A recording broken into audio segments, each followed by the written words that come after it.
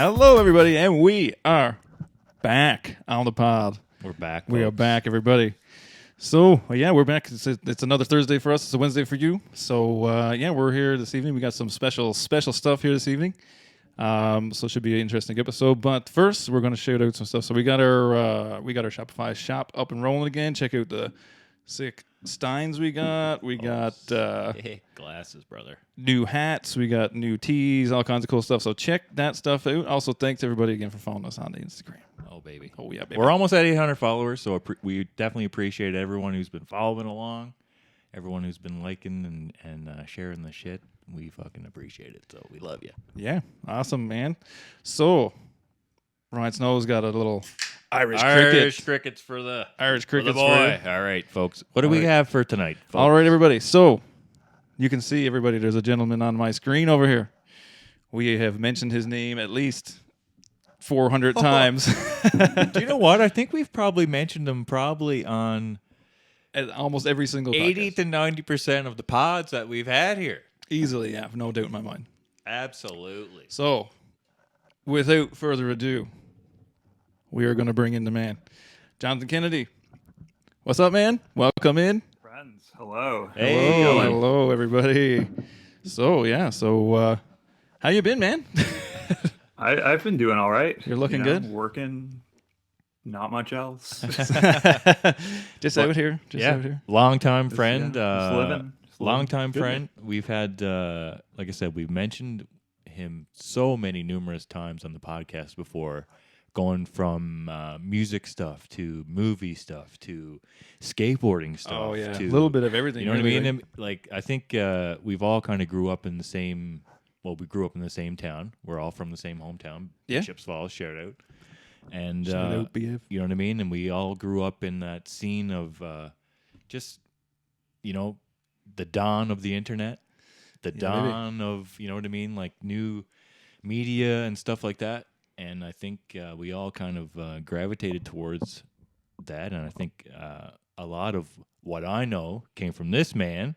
So we definitely appreciate having you on the pod here tonight. Yeah, so. buddy. It's excellent to I'm see you. stoked to be here. It's good to see you, man. So, First guest, I think. First guest, especially over the interwebs, getting beamed in from the internet. Yes, beamed in from the interwebs. Look, Straight from Hamilton. Straight out of Hamilton. Straight from the hammer. Straight from the hammer. That's wicked. That's wicked. Yeah, no, man, it's been good. So everything looks good, man. So yeah, we're just gonna shoot the shit again here tonight and hang out and fucking talk some stuff or whatever. So we were just talking off air, but we'll talk about it again. So I brought this along. That got left at my house. So this is photosynthesis, like one of the greatest. It's one of the greatest of all time fucking skate videos ever made, probably. For me, fucking the most influential. The reason I became a filmmaker is because of that video. You know, like the reason I got into all the weird shit that I ended up into is because of Alien Workshop, basically. Alien Workshop was the best, yeah. And not to say that there's nothing wrong with them now, but they were better then. They were cooler. There was something cooler about them. They had some kind of cool mystique to it. Their team right now is really dope, actually. Yeah. Like they've been killing it lately. I don't know if you guys followed like the turmoil they went through in like the early 2010s, but they got sold to I think they got sold to Burton first, and then to some weird like venture capital company, and then like Rob Dyrdek bought them back. Yeah, Dyrdek bought them back. I know that. Yeah. Yeah, and then Dill and Ave left.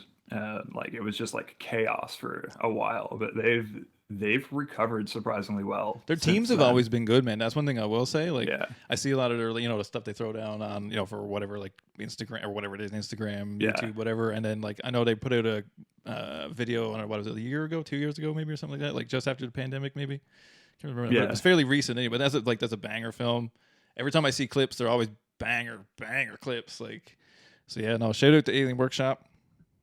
I love you. But the Alien itself, though, like for the 90s and the culture of skateboarding, the alien. I think. Yeah, like you know what I mean. Like it kind of like I had a poster like on my wall just of a big alien head. Like aliens, you know what I mean. We'd go get like sweaters up in Grand Falls at what was it, Crazy Chester's with an alien. He's got an alien on his thing right now. Crazy Chester's. Crazy Chester's. Yes, I had a deep cuts. Take a shot. Super like deep I had cut. a hacky sack with an alien head on it. Yeah. So like the aliens, you know. Yeah, like I got a little alien head on my shirt right now. Something with the skateboarding, and maybe it was all just a rip.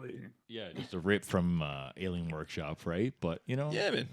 Fucking A, like Alien Workshop was. But I remember I had like the leader. Yeah, there we go. More Alien Workshop. Yeah, man. Representation. There we go. Nice, man.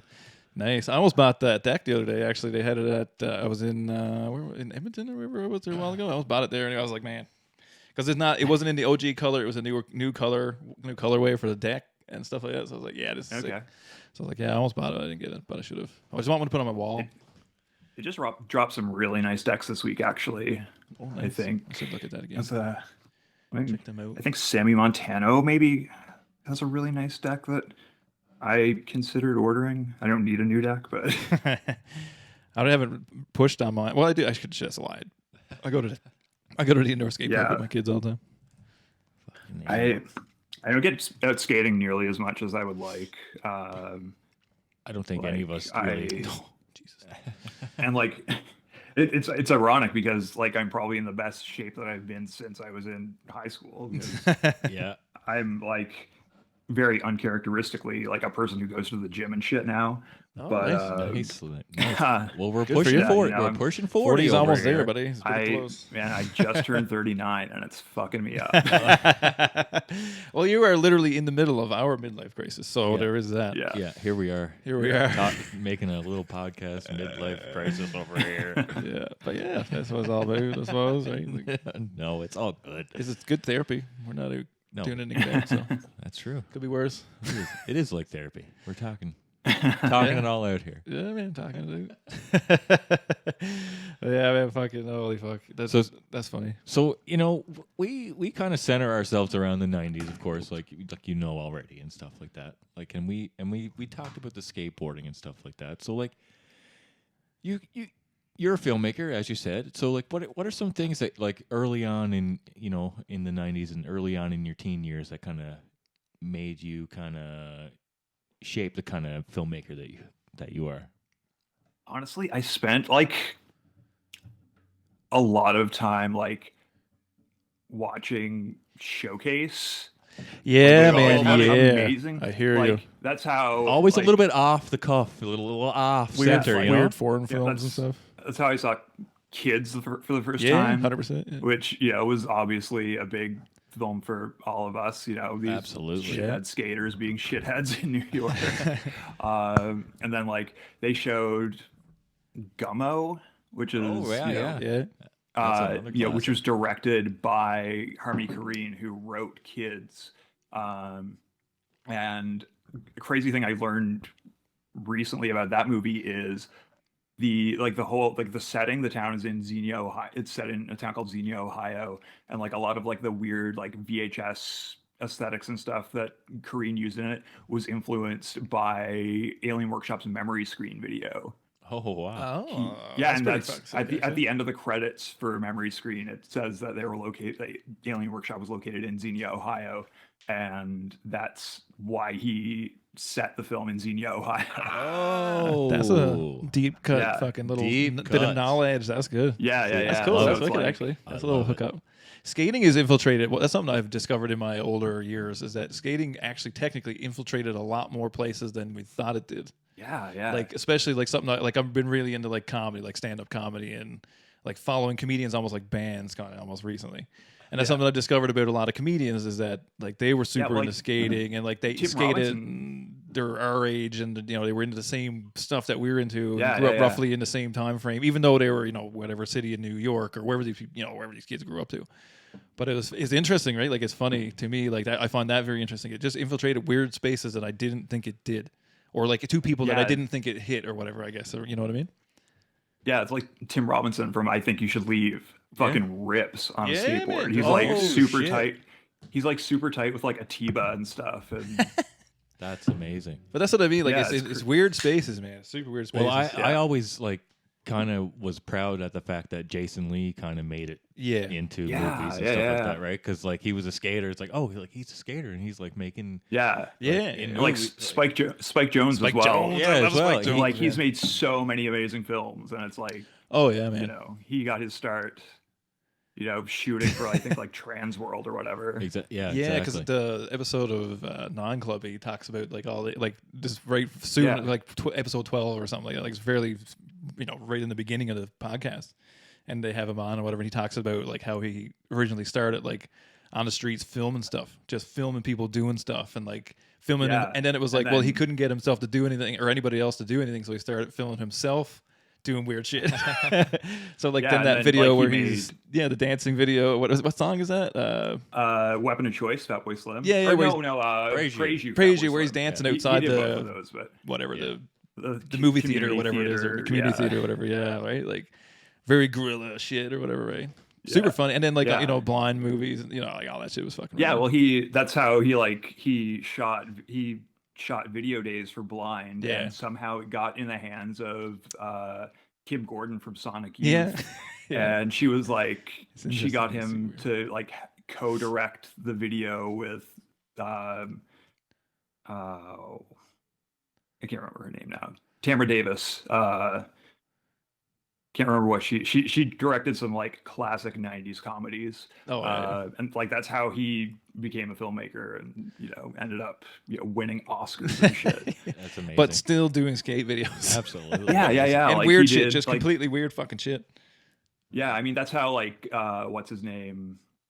Owen Wilson ended up in Girls video. And then like the Brad Pitt fucking getting kidnapped, and like he kind of he's all into like, you know what I mean? Like he's tied to that, all this stuff, like it's funny, man.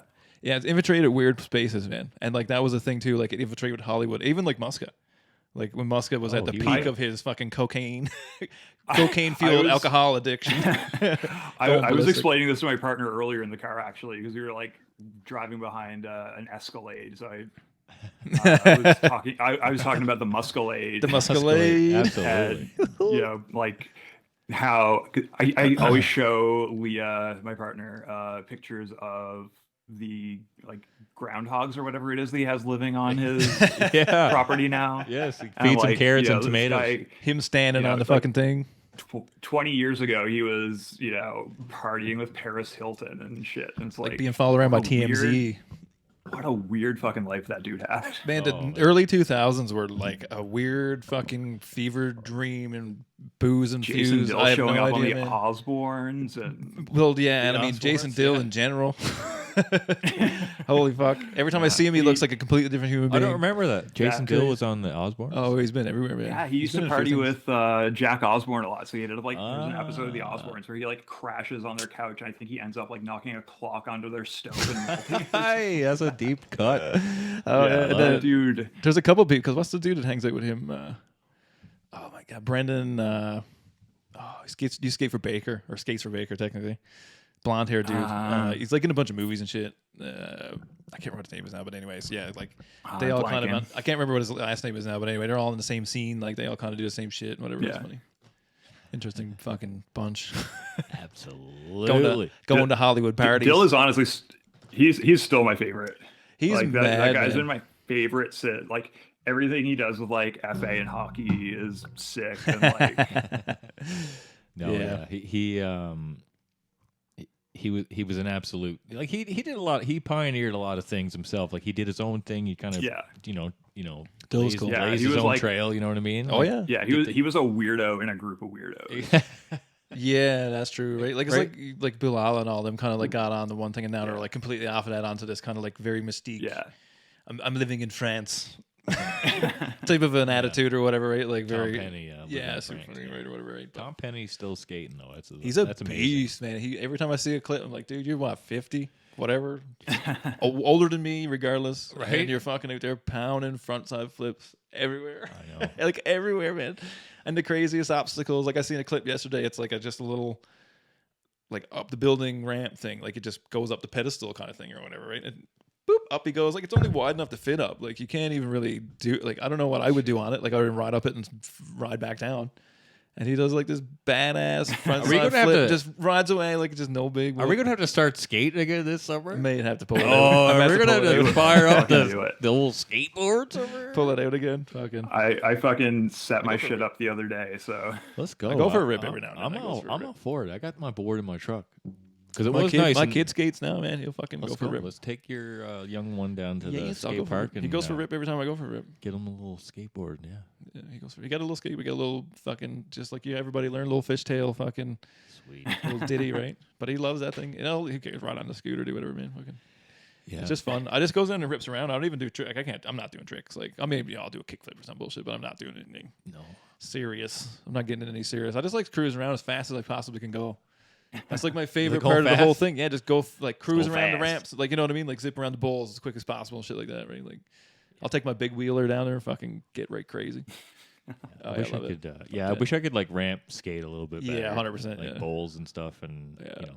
I'd love to be able to skate the bowl, just like to be able to like get onto the little board slide, maybe just a little fucking 50-50 around the corner. Like, but I'm too scared.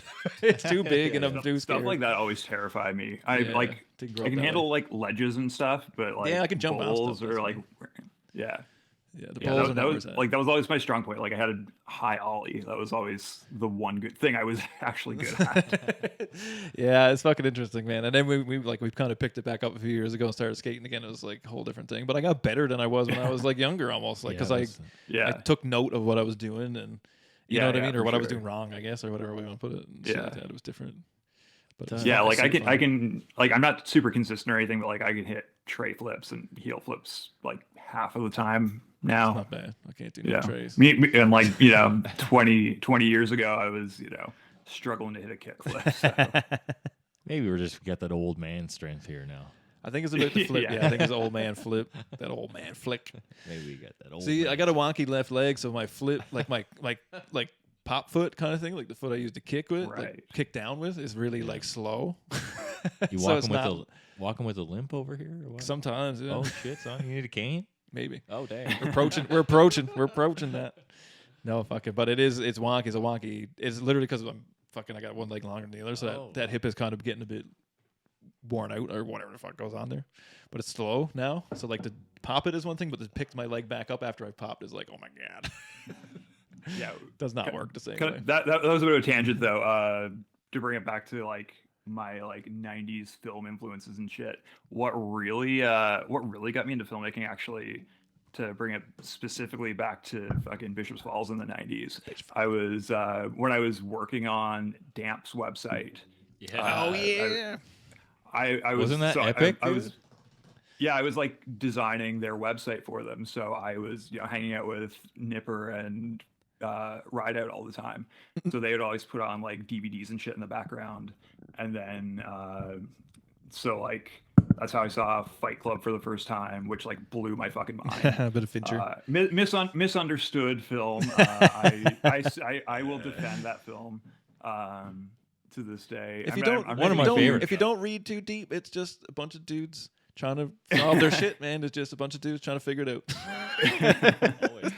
It don't have to be any more than that. It don't have to be more than that. But then Nipper was, I think he was going to art school in Corner Brook at the time as well. Oh my god! So he made a short film there called Fold. Yes, and, I remember. And like I remember getting the VHS copy off and getting a loan off it from you.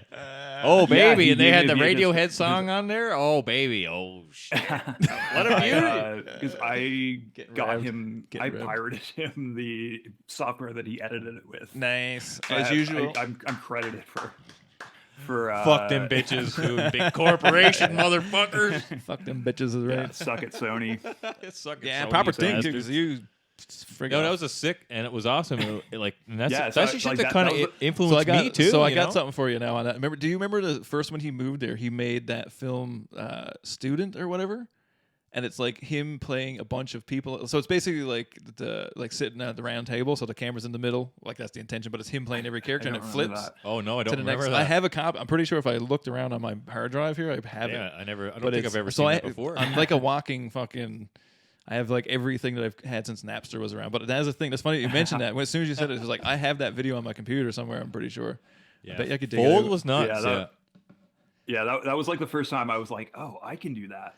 Yeah, man. So exactly. I became like super like, you know, started like figuring all, like I didn't end up making my first short film until like 10 years after that, but I was like, you know, figuring shit out for a long time. You know, because of that, I was like, hell yeah, this is like, this is what's up. This is what I'm doing. Yes, it was a core. It's like one of those core like childhood kind of things that shape who you were. Because they the guys that you mentioned, they influenced me as well as in with music and like even all like kinds skating, of things. like Everything, absolutely. Right? Maybe they'll have one of those motherfuckers on the pod here one of these days. Oh yeah, we probably could. Yeah, but like. So what you mentioned your first film that you did, what was that, and tell us what that was about. That was called We're Undone. I think I shot it in 2013, maybe 2014. That was like I wrote the script for it in like a single day while I was at work, and like the kid that I work with like in like group homes with kids with like developmental disabilities and stuff. So the kid that I was working with at the time was like very independent. He would just like go do his things. I just like sitting around doing nothing basically until like he needed me to help him with something. So I like just like whipped out my notebook and like wrote down like this entire outline for this film. So the premise is basically this person wakes up like on a cliff overlooking Portugal Cove, and is like looks around and like realizes that they don't know where they are. So they find their way back, and they're like walking along the road, and this person stops and picks them up and brings them home. And when they knock on the door, this woman answers when the main character is expecting their husband to answer, and they find out that they've been missing for 5 years, but their time hasn't, like that 5-year gap doesn't exist for them. Like it's just like they fell asleep and then woke up 5 years later. So the film is just like wait, we're into something here. Real a little weird, a little spooky, which is my general little bit of my general oeuvre. Getting in Twin Peaks area there. I like it. I like that. That is David Lynch is probably my top influence. So I like that. I know for a fact. I mean, we haven't really spoke a lot in a long time, but I do know for a fact that is one of your favorite things, and I do enjoy it myself. To be fair, I quite enjoy it. Twin Peaks is fucking right. Since the first time, I was Twin Peaks is fucking wicked. The first time it's so weird the way I came to David Lynch. I was I don't know if you guys remember, I was really into the game Silent Hill. In high school. And still like that. The first 4 Silent Hill games are still 4 of my favorite video games of all time. I still have I thoroughly enjoy that over game. there with so good. But one night I was reading about the various things that influenced Silent Hill, and Twin Peaks was on the list. And so I was I gotta find, and there was no way to watch Twin Peaks at that time. There was a VHS release that was impossible to find. And then I don't know if you guys remember, satellite and digital cable had this network called Scream. Yeah. It was one of those separation networks. I'm gonna genre this whole entire thing. Yeah. I know it was mean, just all exactly. horror and thriller movies and stuff. Gore shit, whatever. So going back before this, actually, Showcase did a David Lynch weekend. I think it was in the lead up to the release of Mulholland Drive. So Friday night, that sounds right. Actually, they showed Blue Velvet and Wild at Heart, and then Saturday night they showed Twin Peaks: Fire Walk with Me and Lost Highway. Good. I love that. Yeah, and I was Mulholland Drive is one of my favorite movies too. Actually, to be fair. Yeah, no, same. But they. So I was okay, I know I've heard of David Lynch. I know I should check him out, and I know Twin Peaks was an influence on Silent Hill, so that's the one I'll watch. And I sat down to watch it. I was what the fuck is going on? Like, it was like too much for me to handle at the moment. I was like, I couldn't comprehend. Did you jump in at the beginning, or did you pile in like anywhere? No, I watched. I jumped in like trying to watch Fire Walk with Me first. That was I see. Okay, I see. Yeah, I see where your confusion is.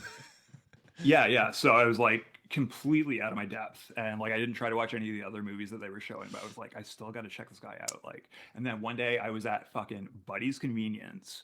Hey. Buddy. Yeah.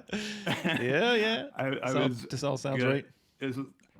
I was like just like looking at the DVD rack, and Mulholland Drive was there. So I was like, okay, I'm gonna rent Mulholland Drive and see what this is all about.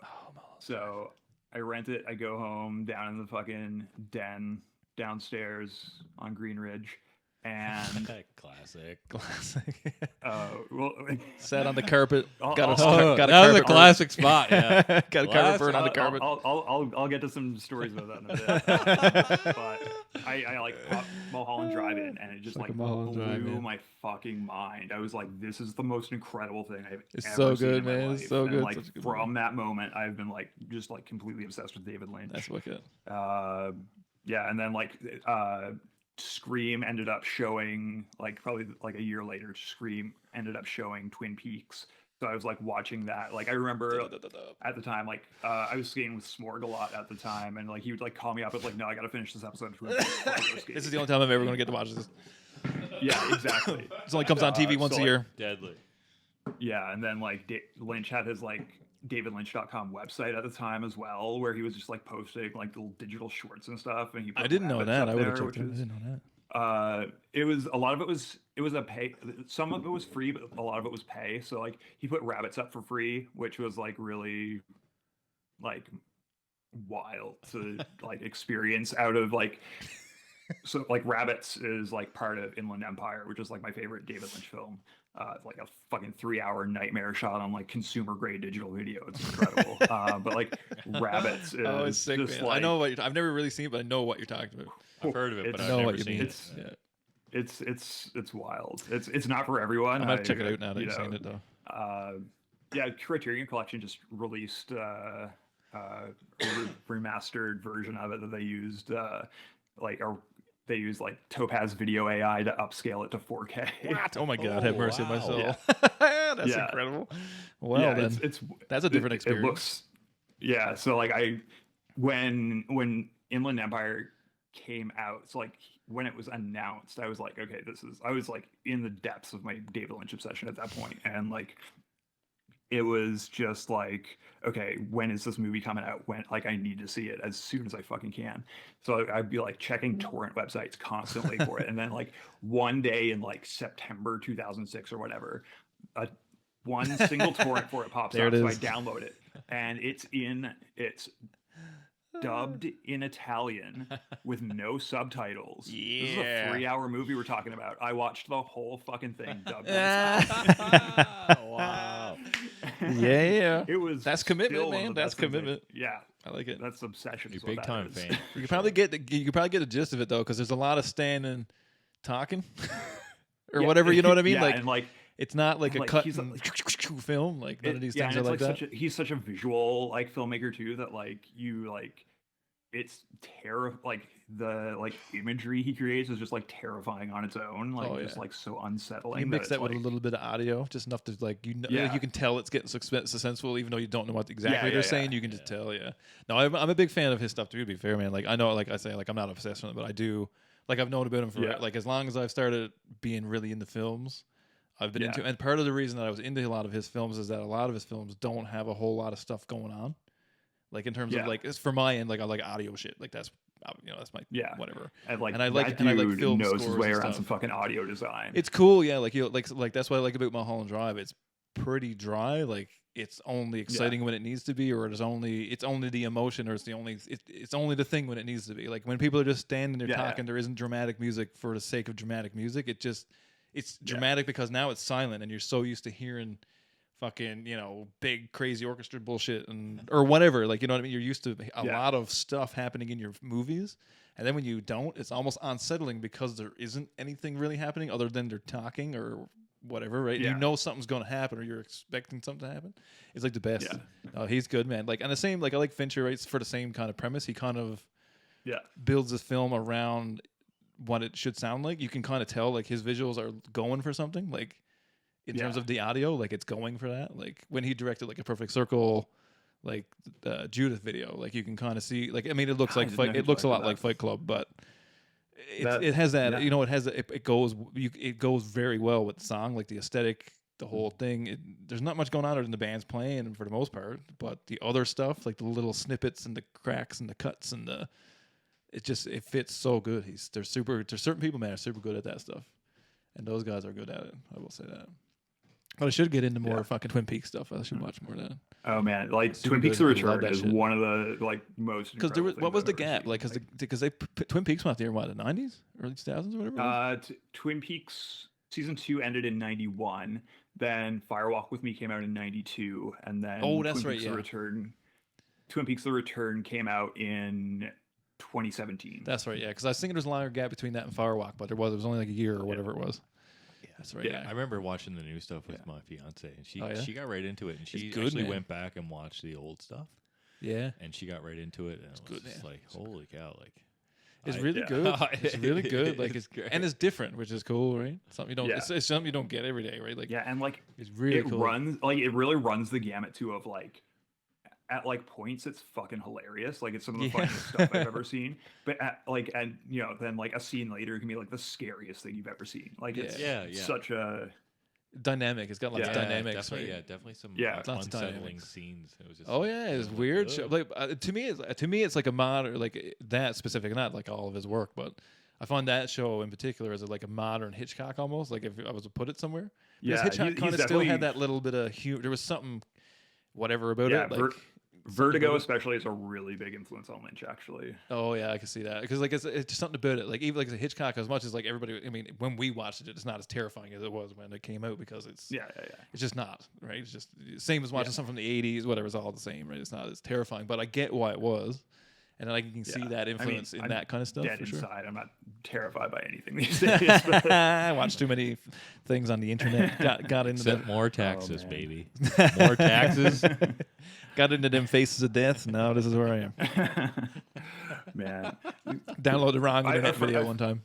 A friend of mine sent me a message yesterday. I think it was actually. He came across five editions of Faces of Death at like a thrift store. Oh my god, I would have bought them. I would have bought them just to put them on the shelf. I would never watch them again. I think you might have. They're unreal, man. They're like just something very culty about them or whatever, you know what I mean? Like cult classic or something, right? Yeah, I remember like being a kid and like hearing about them, like just like Did you ever rented the one that was at El Toro Park there for yourself or what? I didn't know it was. You didn't get involved in that? There. No, but I do. Yeah, on the topic of like fucked up videos. Do you remember rotten.com? I sure do. We brought that up a few times along the way here now. Oh yeah, rotten.com. And the beginning of Bob's World. That shit ruined a lot of kids, man. Come on, dude. Ruined my life. I was never able, like Sam, I remember you being really into rotten.com. Oh yeah, 100%, yeah. But I like gross stuff. Like I do like gross stuff. I will be the first one to admit that. Not so much now. But man, you would see anything on there. Oh, gross as shit, kind of weird thing. And it was almost like a Twitter, like or something. You know, it was like almost like an early version of that, because you could kind of skim through stuff. You didn't have to like leave the thing you're on to get to the next thing, which is I think what attached itself to my dopamine fucking ADHD brain. Yeah, it's like I love it. But to be fair, like I'm not grossed out by much. See what fucked up shit. Yeah, I'm not as grossed out by things as most people, to be honest. I just remember reading real reality. reading the captions of the photos and then clicking on. Yeah, well that's the whole thing. You're like, I don't want to do this, but now I have to. And then you click it, and you're like, "Oh my god, I just threw up my mouth a little bit." Sure, yeah. I mean, is that still a thing? Rotten? No, I don't think so. It might be like in the hidden depths of the internet somehow or something like that, maybe. But you can't just go to it. Put it that way. There's a mirror of it somewhere. And like that kind of stuff has been like supplanted by like fucking 8chan or 8chan or whatever. Yeah, that kind of like all those like too. Fucked up like fascist weirdo. And that shit is websites. Like way more crazy than like the shit that we like. I mean, it probably is approaching Faces of Death type stuff, but it isn't as crazy as what that shit was. Well, I mean, it was not. Yeah, well, I mean, like the thing about Faces of Death was that like I'd say 99% of the stuff on Faces of Death was, or at least the snuff parts of Faces of Death was all staged. Yeah, 100%. Like it wasn't actual there was like probably like real injuries and like weird gross shit, but 100% like, there's gross shit. Yeah. Like the deaths and stuff were all staged. Yeah. Yeah. But yeah, it's. But that kind of shit was like flavorful in the 90s. Like you could get variations of that stuff. Well, like, that was the it was just a Attitude thing, Era, yeah. baby. Oh yeah, man. It was like Fuck what yeah, like the Howard Stern era. You know, like what can gross Yeah. you out? What can shock you? Everything was right pushed now, to the you know what I limit, mean? man. Everything was pushed so far. Yeah, everything got pushed to the limit with that stuff. And it was MTV's fault. I totally blame MTV. We just ate it all up in that 90s. Loved it, man. And we really fucking did. Oh yeah, and like to me, like like when like I don't know, like when Hunter S. Thompson talks about like the '60s ending, and you watch the wave crest kind of behind you type of thing. This is what he writes about in his last article about the '60s kind of thing, right? It's the same thing with the '90s. We peaked at Bam Margera. At Viva La Bam, but you know what I mean? Yeah, like when Bam Margera had 3 shows on television at once, that's when we peaked. The dude was pro skating technically, but not even really, just partying and being a lunatic, and then trying to kill himself fucking 8 days a week, Jackass on Jackass and Viva La Bam and whatever else crazy shit that he was trying to do. Like that was peak. That's when it burnt out. Like that was the crest of the wave right there, in my opinion, right? Like because then once that happened, everything else became a shit show.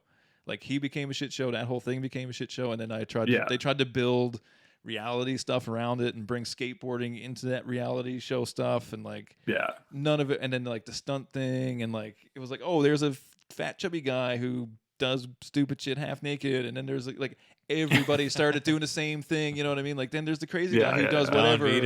Vito, yeah. Don Vito. There's a Vito. There's a Vito. Funny. They're all funny. Rest in peace, Don Vito. But they're funny. But they're funny like the first time around. You know what I mean? Like it's not funny like I know. When it's like original, when it's like Big Brother, CKY, Jackass, like the original like trilogy iteration. Yeah, like speed. It's like this is sick. Land Speed presents CKY, and they're Absolutely. like fucking time bees to strings and like trying not to get stung and laughing and talking about cats and shit like shit and running down the road or whatever. When it becomes the 5th season of the MTV, whatever the fuck. Yeah, exactly. And it kind of like fucking Wild Boys. We're done. Yeah, exactly. We're done. Pontius and fucking going ballistic. Even then, Steve-O leaves, and then he does his own thing. Like it's just like to every end, right? You can't avoid it. That said, the last Jackass movie was great. And that is true. I will. I do love Jackass. You got a couple right there. Sami Zayn match at WrestleMania a couple years ago was also.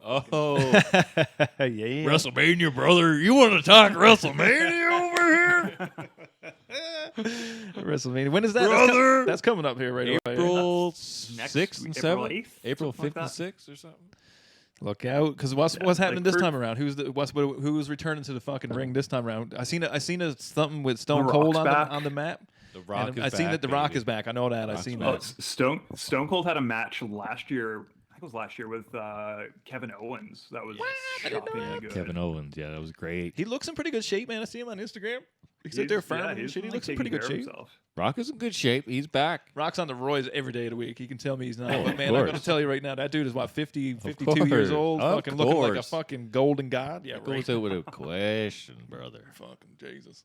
Fucking. But we're talking. I'm not on anything. We're talking. I think it's Cody Rhodes' year, brother. We're talking beating Roman Reigns, brother. Is that what's the matches Finally here? Finishing his fucking story. I think he's finishing the story now. We go back. I know you're a deep wrestling fan too. Hell yeah. So we're gonna talk a little bit. I think it's Roman Reigns and Cody Rhodes. They're gonna finish off the story here. He's like the gem now, right? Like he's the guy. He's getting put over. He's gonna get put over here now. Yeah, I think what's gonna happen. He's the top face. Realistically, he should have won last year. Like just like storytelling wise, he should have totally. Like it really pissed me off, like as like a writer, as like somebody who like writes stories. I know it was such a piss off. Like it was like the peak was there. Like the only reason that it like is working now again this year is because The Rock like came in and was going to fuck him over and like because it was supposed to be The Rock versus Roman. And like Cody, was like, "Oh yeah, The Rock, you take it" and stuff. And then everyone was like, "What the fuck? What the fuck is this?" Yeah. So so then they were like, "That's true. Let's lean into this.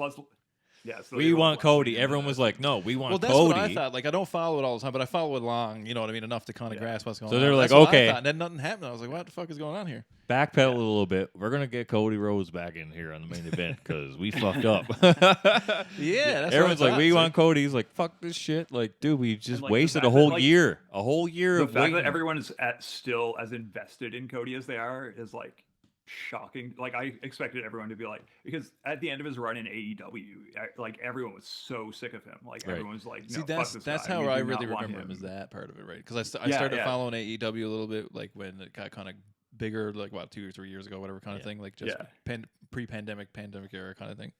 Yeah. And then I kind of dropped off because it kind of didn't really. There's ups and downs. It's okay, but it's cool. There's ups and downs of wrestling, and it's like every other thing, but it's like it just kind of fell off. I'm not really interested anymore. Yeah, they're on an upswing right now. I think WWE is on the up. Vince McMahon fucking off is the best thing. Absolutely. I don't. I think that changed the game. Vince McMahon fucking right off and just. Yeah, I mean, I'm not a follower. Who gives a shit? I don't doubt it one bit. Right, so he was always in control. Like he always had his little hands on everything, right? That's what that's how I took it. He would fuck his shit up, right? Like people, you know, he wouldn't give the people what they wanted. Yeah, and his ideas were just like so like I feel like Vince McMahon's like the legend of Vince McMahon as like this like genius promoter in the 90s, like who brought like wrestling to its heights and stuff.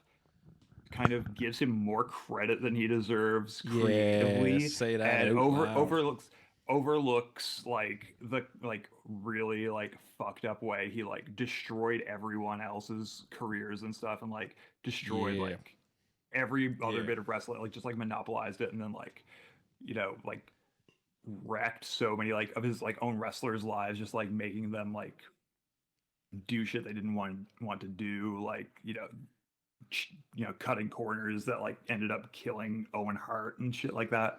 He has been a menace a lot longer than people I think are often willing to admit. I agree with that. He should have dropped off like mid 2000s, early 2000s. It would have been fine. Would have been totally fine. Yeah, like at the absolute latest. But yeah, like now that he's gone, it's like maybe not smooth sailing, but like and with Kevin Dunn gone as well, like just like from a production standpoint, like it's the way Kevin Dunn like would produce a show, like the cuts and like the so camera, many cuts. Like so many cuts and like zoom in. He would do zooms like on each weird like zoom strike. He'd like every zoom in, and I'm getting a seizure by watching this shit. I'm like, man, I can't watch this shit. Yeah, it's like they wanted it to feel like you're watching like a Michael Bay movie or something instead of a wrestling show. Yeah, it was too. And maybe that's why I got disinterested in it, because I found it like story wise, it dropped off. Like, because I really, really tried hard to pay attention to it, like after the Attitude Era, like when like The Rock kind of fell off. And we did movies and whatever, right? Good for him, give her a hammer down. Yeah. But I fell off then, and then I was like, okay, I tried it a little bit. Probably 6 to 8 years later, I was like, I'll try to get back into it a bit. Couldn't quite get back into it. Like sometimes it's hard to jump back. Because like when the Wiz and stuff was on the go and all that, I was like, I don't like Cena was big. And I'm like, man, I don't even get Cena. Like this is the stupidest character ever. Like none of this is interesting to me. Like Johnny Cena don't do nothing. Yeah, for me, like I stopped context, watching. I stopped watching in like 2004, 2005, probably, like when I like moved away for university, and like I had like so much shit going on, like with school and stuff. And I was like, getting more interested in like, I was like, that was like when I was like first getting into like politics and stuff. So I was like, focusing all my like mental energy on that, and like didn't have the time. And like I did have cable in St. John's, but like. Yeah, it was just never like I never felt compelled to watch it. So like I just stopped. That's how I felt. And then like in 2014, WrestleMania 30. I was like, I think we're gonna say the same thing. WrestleMania this year. I was like, I'm gonna watch WrestleMania this year. Just like it's coming up. I'm like, fuck it, I'm gonna watch WrestleMania this year. And it was the year that like Daniel Bryan won the world title. Like he had to beat like Randy Orton in a match and then win the title from like later in the night or whatever. And I was like, okay, this was sick, but like it never like drew me in enough for me to keep watching. And then like the next year came around, I was like, I'm gonna watch WrestleMania again. And that was like the year that Seth Rollins cashed in the Money in the Bank and I know that we talked about there. Yeah. And like I was like, okay, this fucking rules. And like I like got super back into wrestling again after that. Straight Like, and I I'm got really back. into yeah, like and like not even just WWE because like WWE was still kind of like mediocre at that point. Yeah. But like I got really into like Ring of Honor and like New Japan and like New Japan Lucha is really Underground good. was on the And- go at the well, time. even their NXT thing at the time was really good Yeah, too. no, NXT, yes, NXT was really good at the time. Like that was like when like Sami Zayn and Kevin Owens were like doing their shit down there, Yeah, when and Finn like Balor was down Bayley there too, and he was Sasha Banks really were good. killing it down there. And, like, yeah. All the kind of before they really broke. Yeah. They went superstar mode in WWE, but like yeah, NXT was sick. And I remember the one WrestleMania. I'm not sure what it was, but it was when Charlotte Flair they were making the WWE title, the women's title. The Divas title into the women's title. Exactly, yeah. And they got rid of that bullshit Oh, he had a Divas thing, which was thing. totally stupid. The butterfly bell. Stupid. And it was like, I remember us like texting back and forth on Instagram. Actual wrestling now instead of fucking the boys are sick, 2-minute eye candy. Fucking sick. So I remember like I never watched that WrestleMania, but I would, like kind of got back into it from there. Yeah. So whatever that was, like 20 teens, I don't know what it was. That feels like 2017 maybe. Yeah, and then I kind of got back into it from there, and I've like been like right back into it ever since. Oh, that's sick. See, I kind of get into it for a little bit, and I get right on it, and then I kind of yeah. But I always like on my Instagram feed, like I follow a bunch of wrestling shit. You know what I mean? Like it's not like I don't pay attention to it, but I just don't watch it, right? Because now it's a little bit different too, because you kind of got to buy, so like everything else, you got to buy a fucking subscription to watch shit, or you got to pay for an extra thing. Coming to Netflix in 2025. It is Netflix, right? That's what I thought. Yeah, I thought I heard that. So you're going to have it. You're going to have all the brothers. And then I'll fucking watch the goddamn stuff. Fucking, I'll be hardcore back into it. Right? Get the young fella into it, right? Oh man, like he loves everything. He'll be fucking. Somebody beating the shit out of somebody? Yeah. That's the thing. It's funny that you say it, because I said it to the end of the day. I was like, man, it's wonder he haven't talked about wrestling and wanted to watch wrestling yet. And she's like, well, he has mentioned it. I'm just not showing it to him. I'm like, no, don't give it another year or so. No, give him the wrestling back. No, man, because it'd be fucking drop kicking me in the head. Like he's already bad enough. How old is he? He's 5, like okay, mid age 5. If he sees a Ricochet match, he'll be jumping right on your head. Man. You don't even need anything, man. He watched like him and Hunter, like my stepson Hunter. He plays Dragon Ball Z with him, like, and you know what Dragon Ball Z is like now. It's just fucking people like killing each other, like blowing through walls and mountains and shit.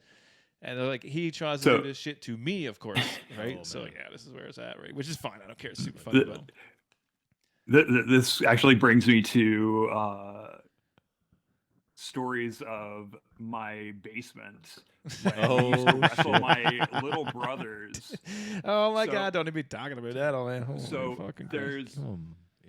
There was like probably like 10 years ago now. My brother found my mom's old video camera.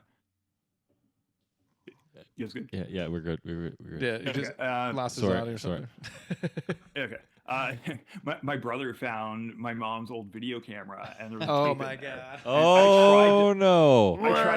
I actually tried to get the tape before I came on here, but I wasn't able to. Oh but, fuck! We popped it in, and it was the three of us. What? My brother Tim, I think maybe. My brother Zach, Scott Cantwell. Yeah, that sounds exactly correct. And, I feel like there might have been someone else, and it was like who knows, yeah. the three of us against like all of these like kids 5 years younger than us, and we had like. Yeah. My That's nan awesome. was babysitting at the time, so oh you my could hear God. her upstairs screaming down at us classic. to knock it off.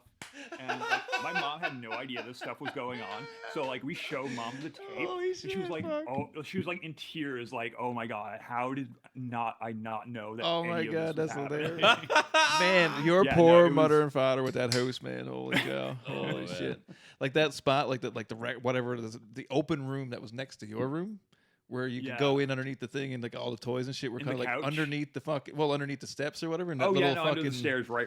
In that fucking whatever nook or whatever the fuck you want to call that thing, like the Harry Potter nook. And like the steps were like my God. so you could like reach out and yes, grab man, it was madness. That place was down. madness in there, man. I remember like hiding there and waiting for your little brother to come down. I grab his leg and he just tumble down the steps, and we just laugh and walk away like it was no big deal.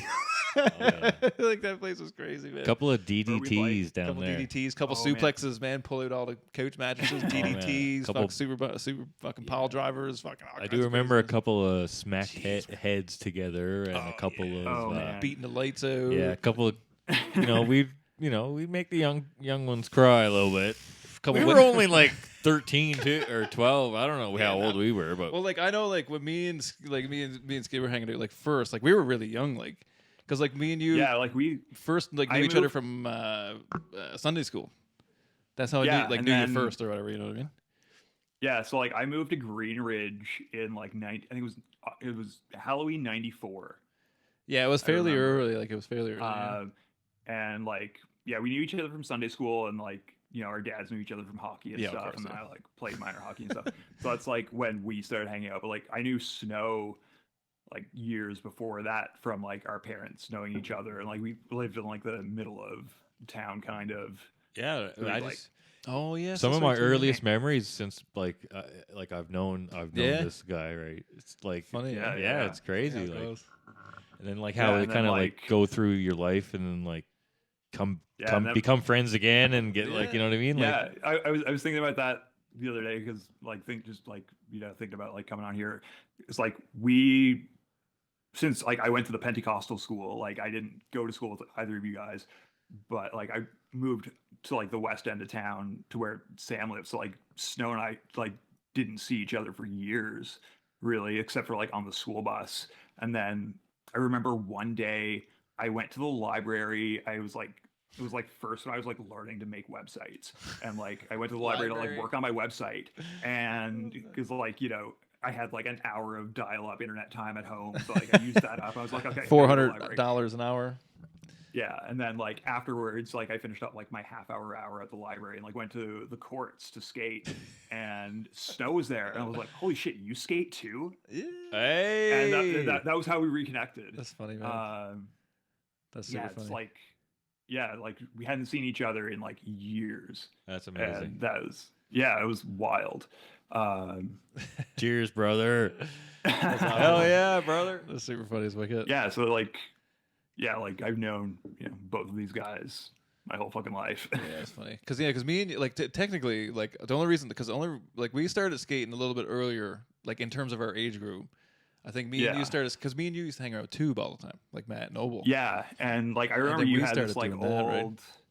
Yeah, I remember like the first time I remember Tube took me to the courts. I guess I was we were in like you and I were in like grade 6 at the time, probably. 6, yeah, man. Summer grade 6. Yeah, and like he was like, grab your bike, follow me. Like he didn't tell me where we were going or anything. Yeah. That sounds exactly right. I had always been like ambiently like interested in skateboarding and stuff, and like that's funny, man. He just like took me there. I was like, holy fuck, how did I not know this place existed? Like my cousin lives right around the corner from here. I'm here all the time, like down in this area all the time. But like I had no idea, and like like. I forget like who like I remember Screech was there. So it was like Screech and like I can remember it almost like because it was like a life-changing event to me, man. And then Smitty, remember Smitty? Yeah. You live across the fucking trestle in the fucking weird house across the trestle, and he was the fucking coolest dude. Jay Smith, Jay Smith, man. Smoking tokes under the Pepsi ramp. Like rode. Yeah, like I think the first time I ever rode a skateboard was Jay Smith's.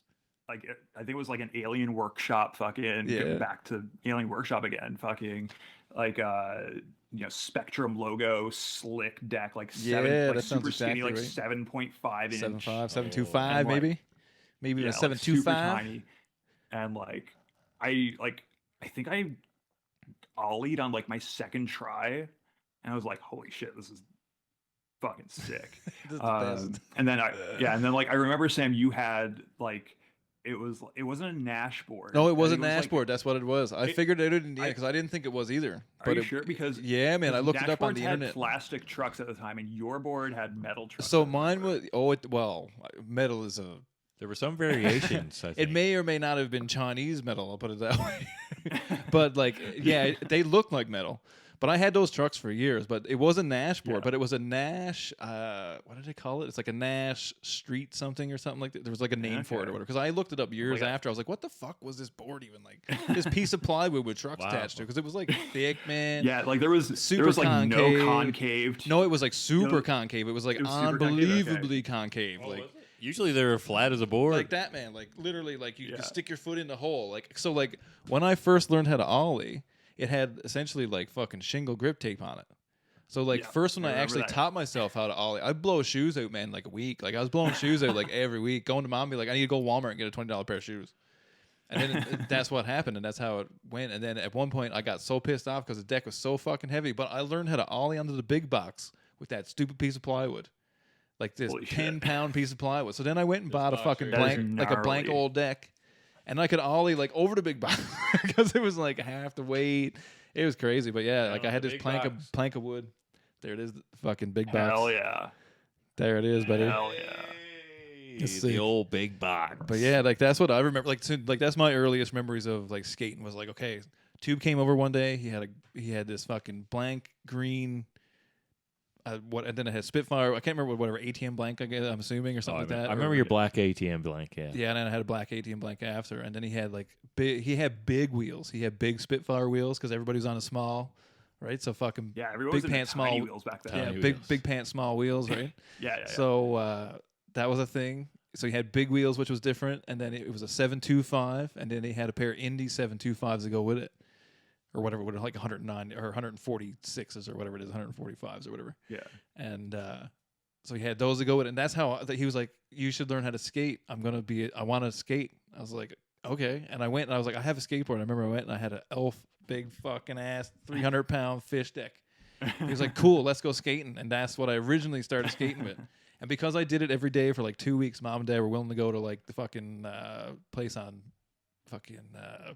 High Street there and buy me a skateboard. And I went in, I was like, I want to get an ATM with this and this and that. And Dad was like, no, until you can prove to me that you're going to be doing this, here's this one. I was like, that spot? What was that spot? I can't remember what it's called. Play It Against Sports. Bam. Because you remember when I won the thing? Yeah. I was at your house? Yeah.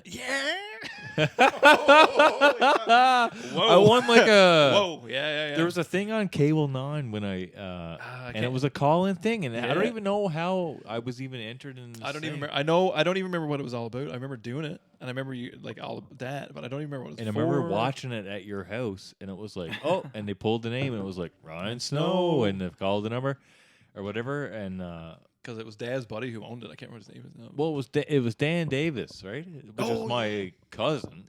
So we're not. It wasn't an inside job. Because he's my cousin. But they used to have a so sports. Dan Davis is my cousin too. They had this a is sports. How we're actually related. They had a sports show on Cable 9. Yeah. Oh yes, sports. they did. Holy shit! You're like fucking tugging something out of the back brain here. Rogers Cable 9. I don't know. I do know what you're talking about. And like they used to have Tom Walsh on there, I think. But anyway, they had a gift card or whatever it was. It was to this thing, but it was like.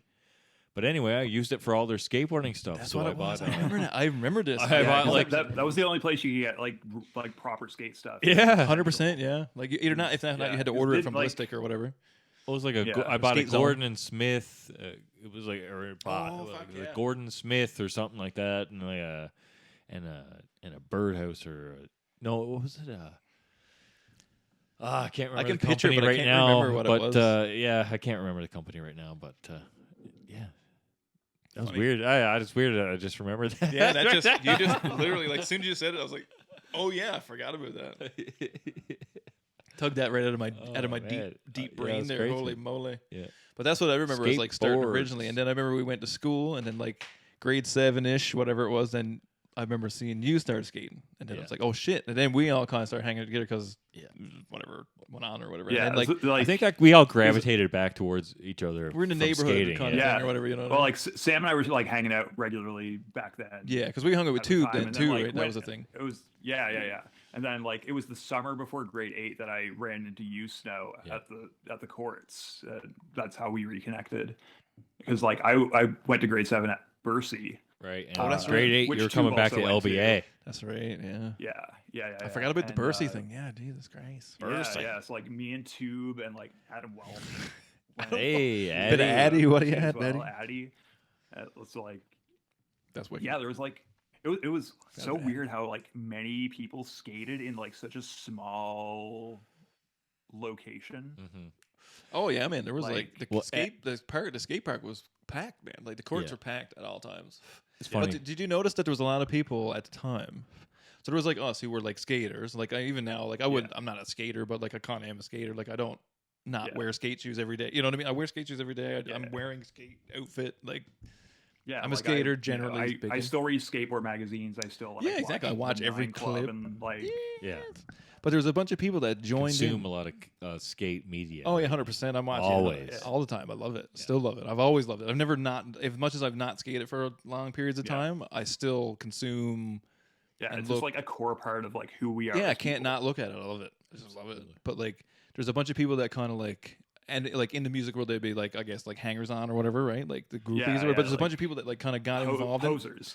Well, like I don't know, but are they, like I don't want to say posers because a lot of them kind of still enjoy it, but they just never really did anything with it. Like they really enjoyed doing it and understood that they weren't good at it, and then stopped doing it, but still like it, kind of a thing or whatever. You know what I mean? So not really posers, I guess, but there's a bunch of people who got involved in it who were posers for sure. Yes. And but it was a strange that was around when it became like fashionable. Like it was like '99, like after like the X Games and like Tony Hawk Pro Skater really like that 900 900 changed the game. Yeah. Man. But and like the video game changed the game, of course, obviously too, right? Yeah. And like it was like okay, like this looks like it looks fun. It's a cool thing to give a shot. But like it's definitely not for everyone. No, and like if you and like I always struggled because like everyone would skate in the mornings and I was never a morning person. So like I would show up. I was like, at the skate park 10 o'clock. Yeah, like I would show up at like noon and everyone was like just finishing up. So I would be like skating like by myself for a few hours. Like that's how like dedicated to like skating I was. Like I was like Like I don't care if like my friends aren't here. I'm gonna fucking skate. It was mad. If I think about it too, like I think about it now. Like now that I don't walk a whole. Well, I do walk a lot, but I don't walk unless but out of purpose. Generally speaking, I do skate and stuff, but I mean not the same way. But we used to skate because I mean essentially it was like 3/4 of the way through town. So what, like 6, 7, 8 kilometers, whatever the deal would have been. Yeah. Plus skating on the way. So you do that every day, 3 times a day, 4 times a day, sometimes even. You skate to the skate court, skate home, skate back, skate home, skate to the other end of town, come back, you know what I mean? Or whatever, like skate somebody's house or who knows what you'd be doing, right? You think about that. Skating was like, and there was tons of people doing it. It was so much fun. It was so, like the skate courts was like my favorite core memory. Oh, yeah. Like what that is like my favorite core memory. Like, and it extends from like, I don't know, when I started skating, like what, 11 to like 15, Yeah, 16, like 11 to like, And like, even like, it was like, once the day was over, like if we didn't have school the next day, that's where everyone would hang out to like drink. Oh yeah, man! Hey, it was just the party was just getting started over at the skate courts, baby. Like, obviously, I was never a drinker, so I'd be like, still skating while everyone's there to get fucking wasted, and like every drunk,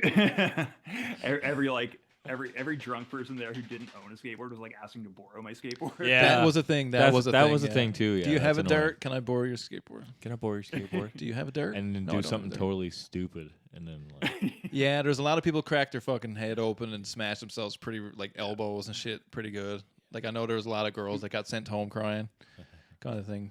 Due to the skateboards. This actually just opened up, like unlocked a core fucking memory in my brain. Do you guys remember there was? I knew this was gonna happen. One summer there was like a softball tournament going on. Yeah, and they had the beer tent they had the beer tent up in the corner of the courts, and Goober had like blue hair at the time, and there was one softball player guy who was like clearly wasted, and he was like convinced that Goober was wearing a wig.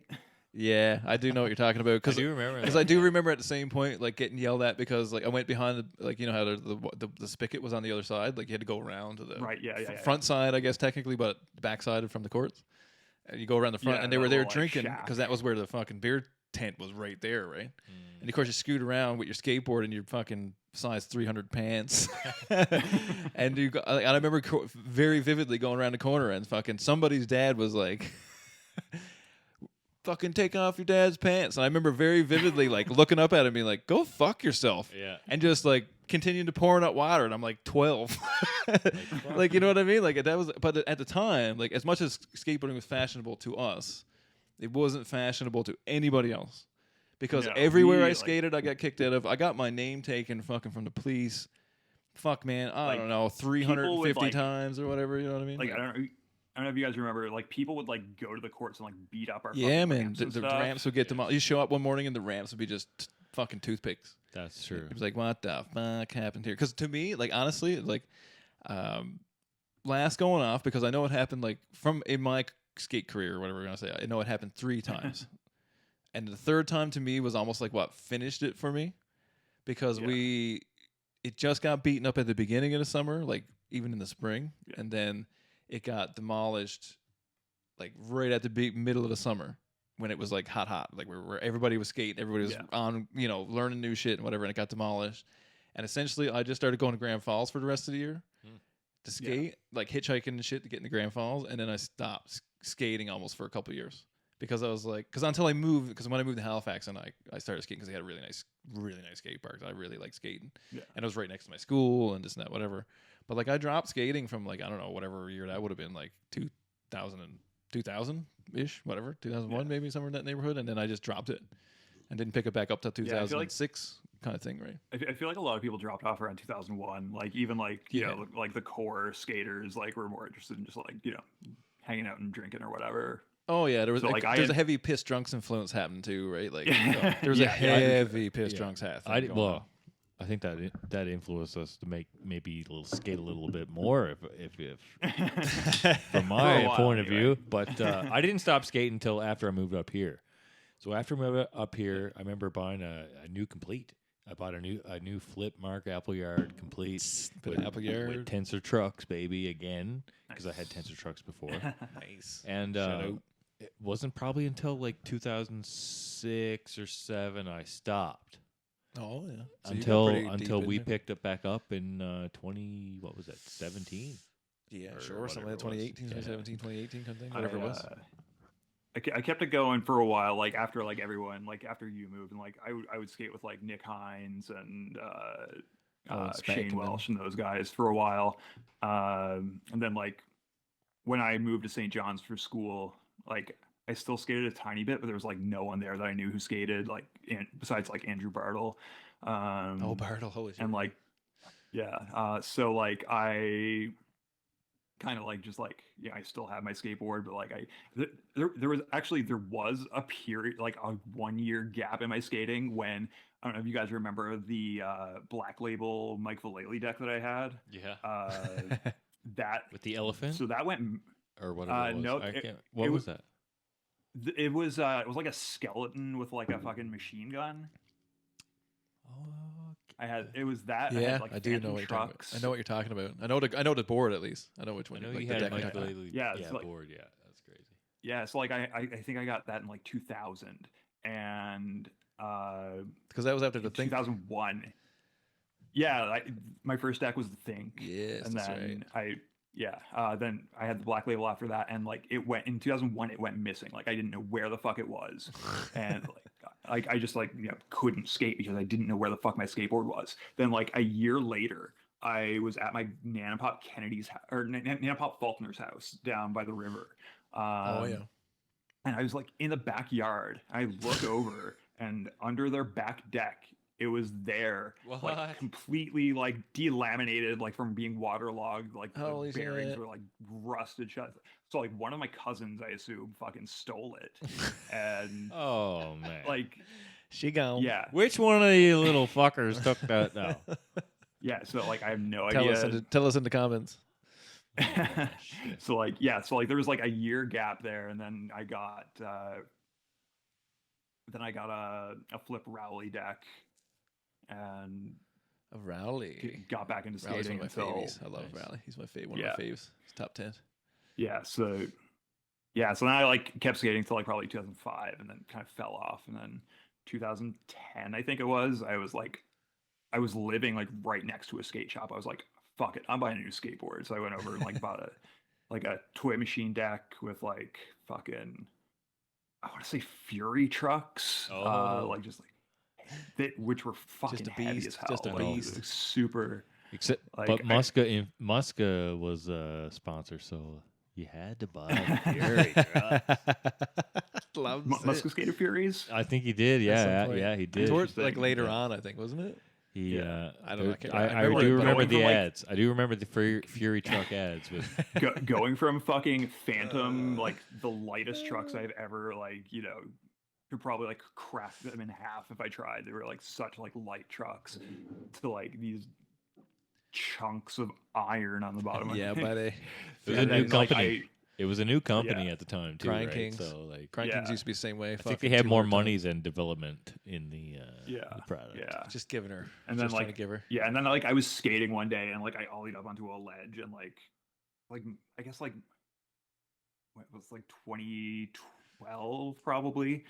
So I was like late 20s at the time, and like I guess late 20s is when you should start doing stretches before you go skating. Because like I ollied onto a fucking ledge and like just like fucked up my lower back super bad, like soft tissue damage type shit. So like I was like pretty much immobile for like months, and then just demolished. Then like yeah, it was like it was fun, and like it wasn't even like a high ledge. It was like, you know, probably like a 1 foot ledge.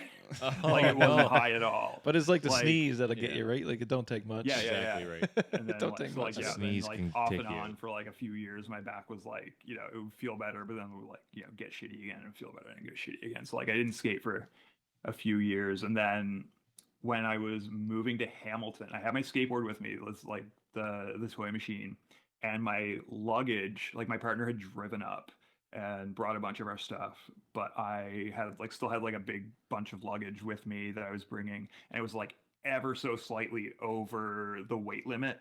And the only thing I could really, so like I had my skateboard like on top of it. I was like, my friend Tucker was with me. I was like, Tucker, take it. And so like so I moved to Hamilton without a skateboard, and I was like really bummed about it. And then when the fucking pandemic hit, a friend of mine was like at her parents' house, and she found her old like I want to say birdhouse or maybe element, like complete. It was like like, you know how like you can buy like completes that are like, you know, element deck, whatever trucks, element wheels. Yeah, about a speed like demon. That kind of, it was that. Yeah, like it was that kind of like setup. And she was like, I found this in my parents' basement. Does anyone want it on Instagram? I was like, I will take the trucks and the wheels. That deck is definitely too small for me. And I just like went. Yeah, like I went online and like just like ordered a hockey deck and put that together, and like that's kind of how I got back into skating. And like I often don't have time or energy to skate, but like I try to actually, you know, every now and then find the wherewithal to, you know, leave the fucking house and have a push. Go for push is the best, man. That's my favorite thing. Like I said, like I just like riding around. I'm not about tricks anymore. It's a good exercise. I just like going for a rip, man. So like even like I got like I got a big wheeler. Goes fast.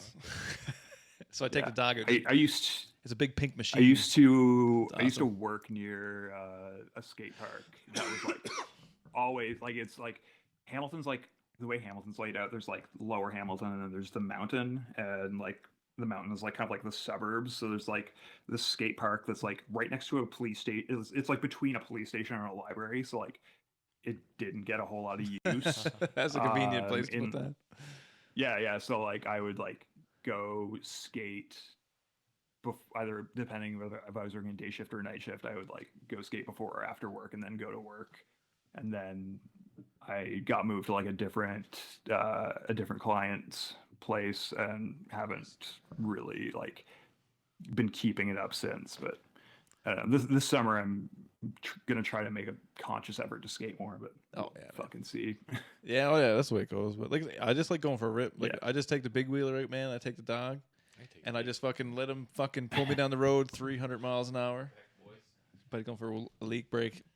But that's pretty much how I skate now for the most part. Like I don't really go skating in the park, and if I do, I take my kid, and we're just out for a rip. You know what I mean? Like we're not really. I'm not out there trying tricks. Like me and Snow fucking we filmed like everything we did the first year that we got back into skating, and then made into a video at the end. Nice. So it's pretty funny, but yeah, like it was pretty good, man. Like I will say, like I went out and I bought. Originally I bought a primitive DBZ deck originally. Okay. Like, but a complete, like I bought the trucks and everything else. Right. And of course, like now I'm really into it because now I bought, $300 fucking setup going on here. Like a lunatic. But like, I don't know. It's just like, and the thing is too, like I've never really owned the exact complete I wanted. Like until I moved here, like I've never, and I mean, not that I'm rich or anything, I don't mean it for that kind of thing, but like I never had the money to be like, okay, I'm going to buy the thing I want, like the actual thing I want. I'm just going to go in and be like, this is the one I want. So I did that.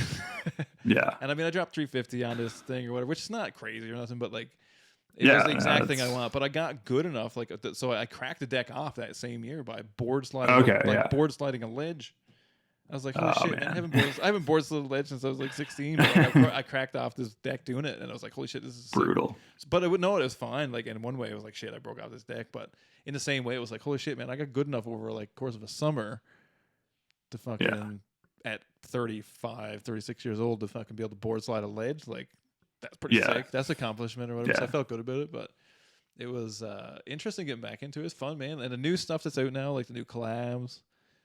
There's tons of fun stuff going on. Like, I mean, I know like the Pokemon, like, it's all commercially kind of crap or whatever, but like, they're doing the fun stuff with Pokemon Santa Cruz and like the DBZ stuff. And like, that's cool to me. Like, that's kind of what it's about. And I like the fact that it's getting bigger. People are kind of disappointed. Like, oh, it's in the Olympics. It's like, man, like, when I skated, man, people beat you up because you skateboard. Like, and like, there's so many like different, like the thing that like, I appreciate, like, I have no interest in skateboarding in the Olympics. Like, I don't view skateboarding like as a sport. Whatever. Even. Like but like, there's that side of skateboarding, but there's also like the super, like, I realized recently that like all of my like favorite skaters ended up being like super sick artists. Yeah, so, like, man, there's all kinds of ways. Like, Dill's an amazing artist. Jerry Sue is an amazing photographer.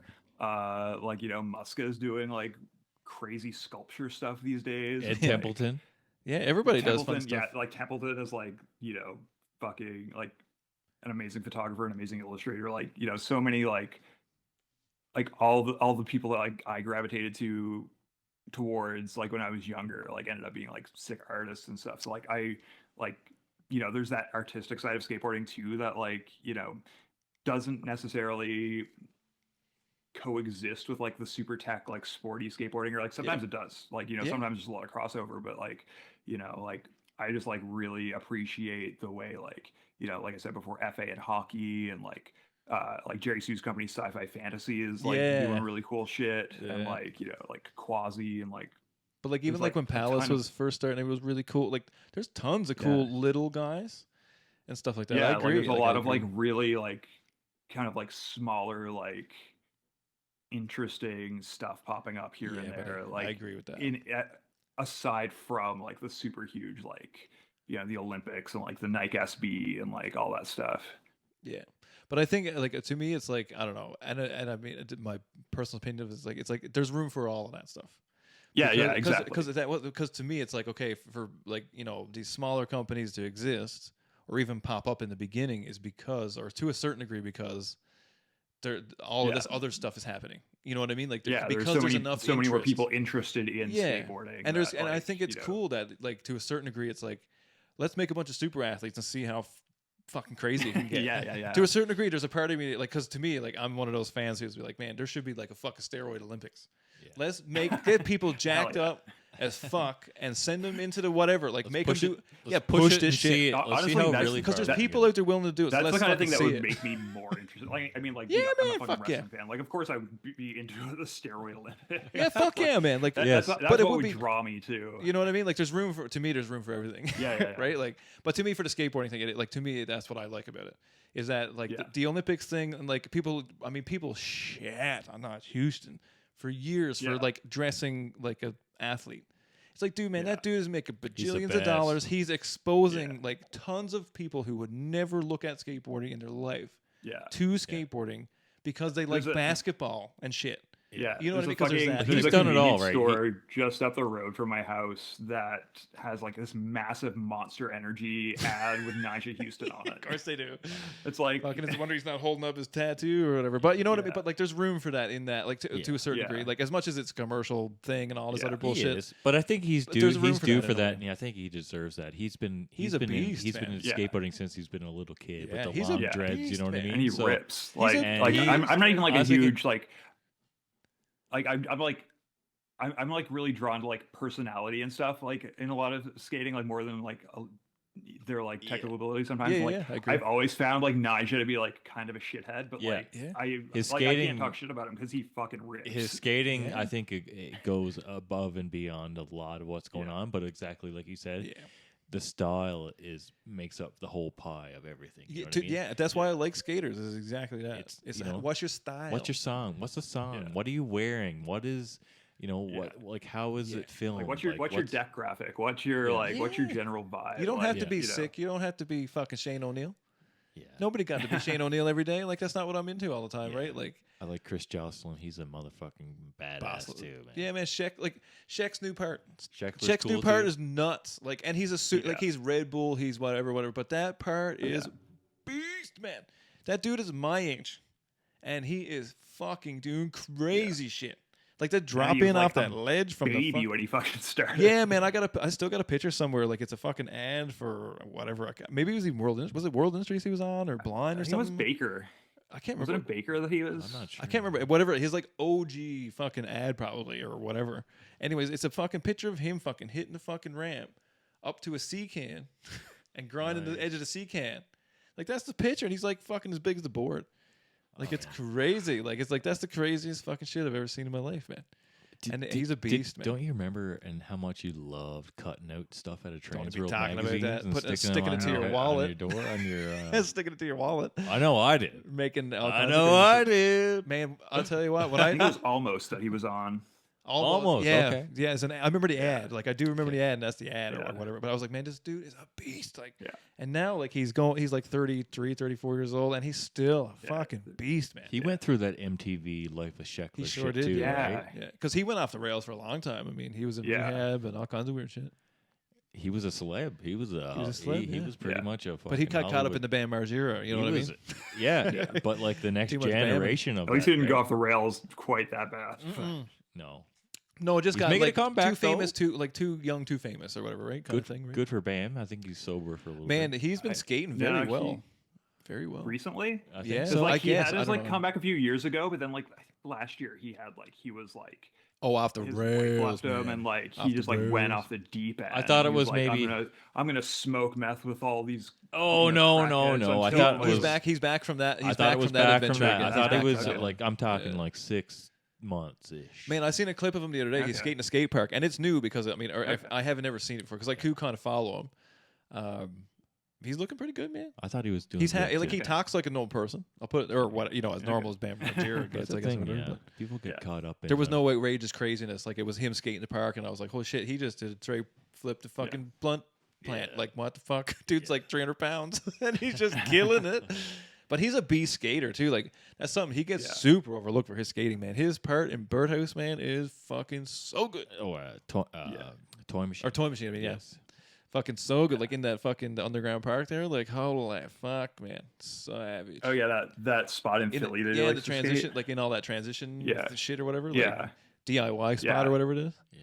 It's like, that part is like what it's called, but I know the spot. Yeah, that is like one of my favorite clips to watch ever. It's just the sickest, like in the terms of time frame and what he's doing, because a lot of people didn't actually start doing those tricks, like because he kind of fell off like within a couple of years of that because he got involved in the other shit, but people weren't doing those type of tricks till like 5 years later, man. Like it was a whole, like he was on a different because like he was skating with Jason Lee, for instance, like in that era, and then like what he did like before he kind of fell off skating is nuts. Like his parts are crazy.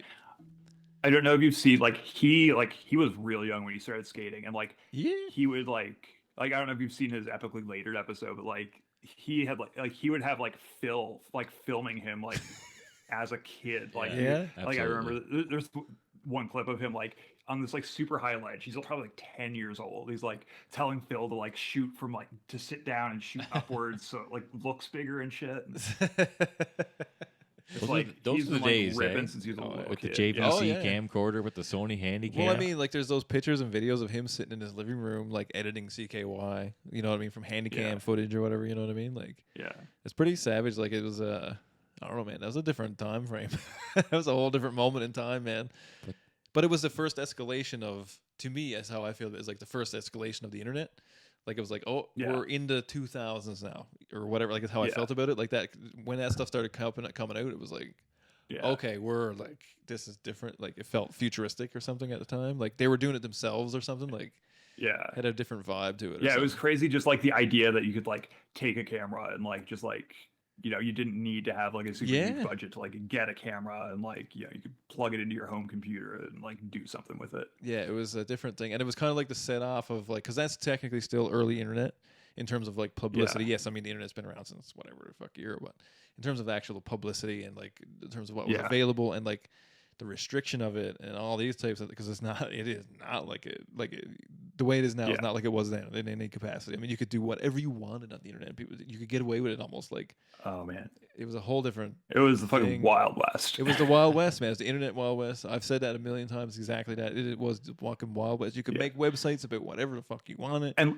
and like everything wasn't like consolidated into like you know 2 or 3 social media platforms. There were like you know niche message boards for fucking message boards whatever. Were so you were like huge. Yeah, forums. Like I was. Like it's like I remember I was like posting on like fucking like DJ message boards and stuff and like DeviantArt and like all kinds of like weird shit. Into everything under the bloody sun, man. Like on the internet back in the old day. It was funny. That was and that's like I'm gonna cook over a quick break. like I he's got a whole small bladder over here. Actually, you know what? I'm gonna do the same thing. I'm gonna ask you too a little bit your music videos that you oh yeah stuff. So I'm gonna pop that that, cute old pop dog that on you here now. What was the artist again? Right, the one I'm working on right now is Fog Lake. Fog Lake. Okay, and he's from Newfoundland too, right? So he's from Glovertown. Yeah. Fog Lake. So Fog Lake. I'm gonna pop that one right up on there. We're gonna come back. You started sharing that the other day, right? Like last couple weeks, whatever you want to say. Like, sorry, say that again. You started sharing that like the other day, right? The Fog Lake thing. I went to. When did I see this? Like as soon as you said it, I was like, oh yeah, I remember seeing this like not long ago. It's in my memory anyway. I posted a photo that I shot of Aaron in October and mentioned it then. I can't remember. I posted it more recently. I went to a Fog Lake show on Monday. Actually, he's on tour with a band called Loving right now, and they were in Toronto. But yeah, it's crazy. He's from Glovertown. He went to high school with my friend Sarah. Are we recording? We're still recording. Okay. Yeah, keep on going. Yeah, he went to high school with my friend Sarah, who was like Buddy What's-His-Name's daughter, and and they like no one in the St. John's music scene like really knew anything about him for like a really long time, but he had like developed this like online following that was massive. Like he's like he gets 1 million monthly listens on Spotify. That's savage. That's savage. Yeah, absolutely like he amazing. Does fucking numbers. So yeah, like he and like super randomly he ended up dating my roommate in like 2014 or somewhere around there, and like he started playing like local like shows with like a lot of like local indie and punk bands and stuff, and like his music is very like he's really influenced by like Alex Chilton and like Elliott Smith and like Neil Young's weirder stuff, and like he like I'd say the majority of his stuff is like super lo-fi, just like him and an electric guitar with like no distortion or anything, just like him and the guitar, and just like really like super good stuff. Like I'm a huge fan of his work. So like we had been wanting to work together for ages, and then I was home in October. I was like, hey Aaron, let's fucking make something while I'm home. So we shot some stuff, and I'm still editing that. That's actually why I bought a new computer recently. I've been like playing around with like lots of like effects and like layering and transparencies and stuff, and like my MacBook from like 2017 was just like incapable of like keeping up with like what I was trying, like in order to like do any, like see any effect that I was like trying to do, I would have to like render out like a 10-second clip, which would take like a half hour to render out. So it's like I also feel this pain. What you're talking about, that's why I got it. Well, it shit the bed one day when we were trying to do a podcast, but that's why I got a new computer. I remember that. Yeah. So I was like, fuck it. I sold one of my old cameras that was thankfully worth a lot of money that I never used, and bought a new computer instead. Nice. New computer's game changer. No, it's so sick. A couple years ago, I shot a video for a band called Respire from Toronto. That's like they're this like post-hardcore like they're probably, I don't know how many members, but there's a fucking ton of them, and they like play like super heavy, like, you know, post-hardcore with like, they have a horn section and like, well, that's nice. That's sick. Yeah, they're what's the name of the song? Can't remember what the name of the song that I shot for them are they Spotify artists? I believe they're on Spotify. What was the name again? Sorry. Respire, Respire. Let's see here. Oops, I got an extra E in there somehow. That's see, Mickey? Catacombs Part 2. Catacombs Part 2 is the name of the song. Catacombs Part 2. Catacombs. Let's see if I can drag this thing up out of the mud here. So where you did that locally in Hamilton? Or yeah, my friend Vanessa directed it and I shot it, and so they're based out of Toronto, and Vanessa was like, hey, you know, want to shoot this Respire video with me? So we like, it's a pretty dope video. I'm super proud of it. It's like really like bleak, like walking through the wilderness with like this like dude just like going back to nature and like encountering his like alternate self and shit. It turned out sick. Yeah, that's cool. And who's on YouTube for anyone who wants to? Whose idea would that be? And it is on YouTube, folks. If you want to. It was kind of a collaborative idea with like Vanessa and the band, and I had some input on some of the images as well. So get a little taste of it there. Sam, can you hear any of that on your end, just out of curiosity? I'm playing the tune. I cannot hear that on my end. I'm just curious. You can hear it, obviously. Yeah. Okay, so we are recording the... Listening to... I'm just curious how this thing outputs the audio from all this other stuff. Yeah, but I do have it playing in the background. Yeah, I don't hear it over the Facebook call, but... Okay, I was just curious how it worked. But yeah, no, I'm gonna actually play this here now. Background. A little ambient background. It's a good song, actually. This is fucking right on. I can only like hear it a little bit right now, but that's cool. But it's one of those songs I can hear. Like it's like one of those you can almost visualize, right? Part 2, right? Yeah. Okay, let's see. I got her here. Turn off the Spotify version. Turn on the YouTube version. And then I'm gonna turn it down a little bit. So you got the video on. You got the video up? Yeah, I got the video up. That's what I'm doing here now.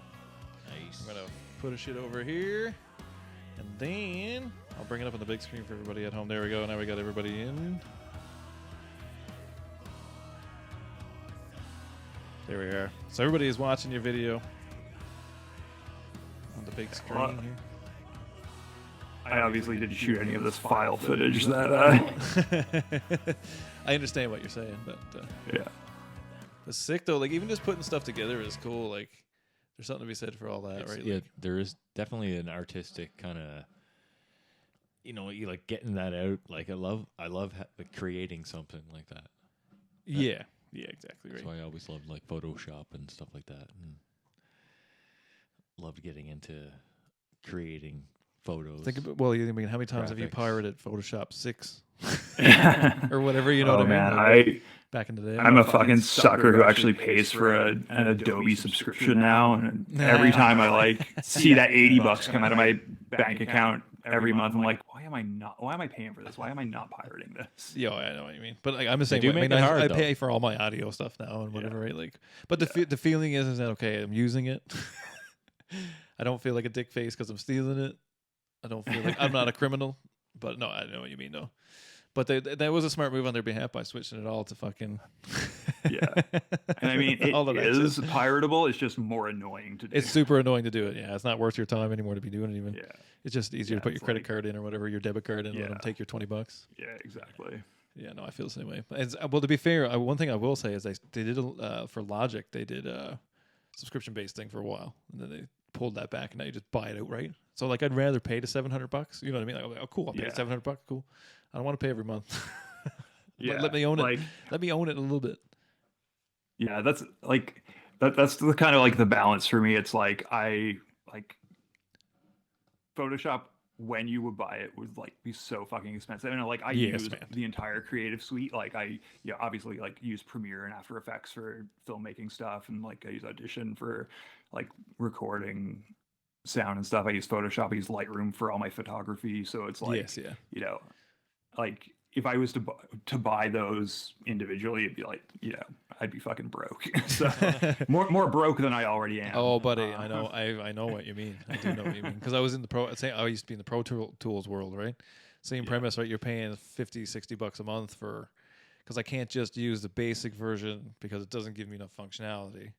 Yeah, exactly. I don't need the like extreme, whatever crazy version or whatever. But like in the middle, it's still $50-$60 a month, which just opens it up to my flexibility that I need or whatever. You pay it every month, and like even like there's months that I only use it a couple times. Now there's months I use it every day, but there's also months go by that I only use it like once maybe. I'm still paying $50, and the only way I can access my cool sessions is, you know what I mean? Like, I don't like that. I'm watching this video in the background. I haven't seen this video in like 2 years. I'm watching it in the background. I'm like, damn, it's good, man. It's super sick. Because I'm watching it in the computer versus on the screen. That's why I kind of look like I'm actually staring at you technically in the screen. But no, it's fucking good, man. It's like the same thing. Like when you did send me that video like that you sent in.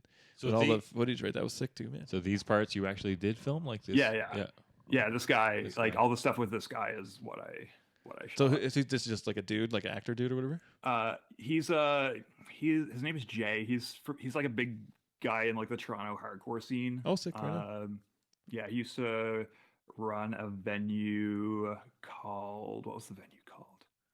I can't remember. It was like a DIY space above it was above like a bike shop, and it was his where he lived, but it was also like had like a half pipe in it, and like they would have shows in the half pipe, and like it was a pretty sick venue. I can't remember what it's called now, but yeah, so like he's a fixture of like Toronto hardcore. Sick. That's cool then. So that makes a bit more sense. And that kind of ties it all together in that way. So So Vanessa Clow, I'm gonna say. Yeah, Vanessa Glue. She's from Calgary actually. She's been in a bunch of like really good hardcore bands as well. Nice.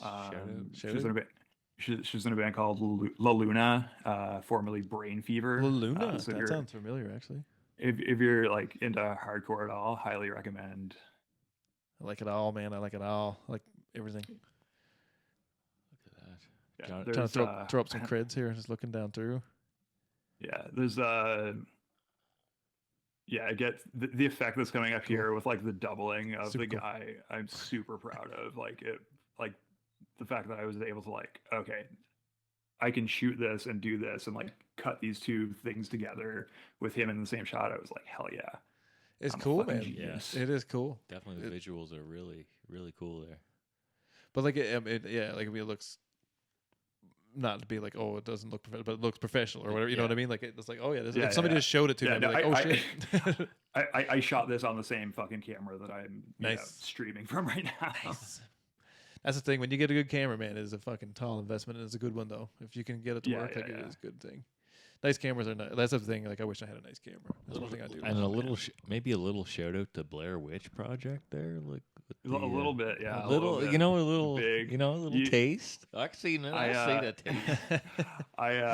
It's funny actually when you guys talked about the Blair Witch Project like way back. I was like, Snow, you were bad mouthing. I was like, this motherfucker. He's still one of my you favorites. dickhead. I love that movie, man. I went and seen the newest one in the theater and everything, man. I love that shit. Love it. Yeah, like I still fucking love. I'm actually. I know I've told you about the Snow because I put you on that Spotify playlist with the like all the new metal and shit. But I'm actually writing a found footage horror movie right now that's like set in like 1999 and is about like finding weird shit on the internet. Oh yeah, should film it in Bishop Falls. A whole lot of that rotten.com. Yeah. So yeah. Oh man. So yeah. I actually before we took that piss break, I wanted to like to like pivot and like talk about weird internet shit. Like I remember you, Sam, talking like in like one of the early episodes of this about like your first experience with the internet. Oh like, fuck me, at man. School or whatever. One of my first ones at your house, to be fair, when you had the like at the top of the steps when your computer was at the top of the steps with, there with the dial-up, yeah, with the super dial-up, and you had Duke Nukem on there and all that shit, and that was like, yeah, because I remember, I don't know, I can't remember somewhere along the way, it was like, I don't even know, man, it's so funny, but I just remember like sitting at that computer and like playing Duke Nukem, and fucking like. It's not Googling. It was internet searching. However the fuck, whatever. Yes, Jeeves, baby. Web crawlering, whatever word it was then. I don't know what the word to use anymore because I'm so used to saying Googling. Yeah. But like looking shit up on the internet and just like, it was like amazing. I remember throwing in Encarta, man. Do you remember how many hours we used to spend sitting there with Encarta in and just clicking, reading shit and letting it read shit back to us? That was like before the internet. Like I remember I had Encarta, no internet. like, disc set. Because it came with your computer. When you spend $2,000 on your big giant box of goodies, you get this bunch of shit in it. And Encarta was one of those things, right? Encarta. Yeah, like my family, we got our first computer in like '94, like just after we moved to Green Ridge. You guys were early on. You were the first ambassadors we were of the early. computer. Yeah, because I've always been a fucking computer nerd. Oh yeah, but that's the best. Yeah, like I remember the first time I ever used the internet was when I went to Bercy. They had like the computer lab and they had computer labs and the library computers were all on the internet, and I had to ask Allison Harnum's sister, Rebecca. I don't know if you remember them. I haven't heard that. I haven't heard those names in a long time. Deep cut names. Yeah, I had to ask her like, how do I use this? So she showed me web crawler, and the first four things I looked up was a wrestling website, fucking Rage Against the Machine's website. Yeah, buddy. I remember like downloading like 30-second like wave clips from the Rage Against the Machine website onto a floppy disk to listen to on my computer at home. Oh, my son, yeah. Amazing. The California Skate Express and CCS website. CCS, always a top hit. Top hit. Yeah. In the favorites. Yeah, and there was one other I don't remember, but like I was like, this is the most incredible thing in the fucking world. And then like probably like wonderful. The year after that, I think my family got dial up, and like we would like use up that hour like as soon as we could. Like me and you at the top of that fucking steps. I remember sometimes it would like it would take like a few tries to get it to connect. Yeah, oh yeah. We would be, and it would just stop working. And we'd be like doing like good luck dances and shit to try to get yeah, man, that was the best. Like, there's a lot of good memories, Todd. Your top of your stairs and in that room in your basement. Tons of good memories in that house, man. Tons. Yeah, there's a lot of funny early internet things to me about that. Like, there's always a lot of funny internet stuff to me about that.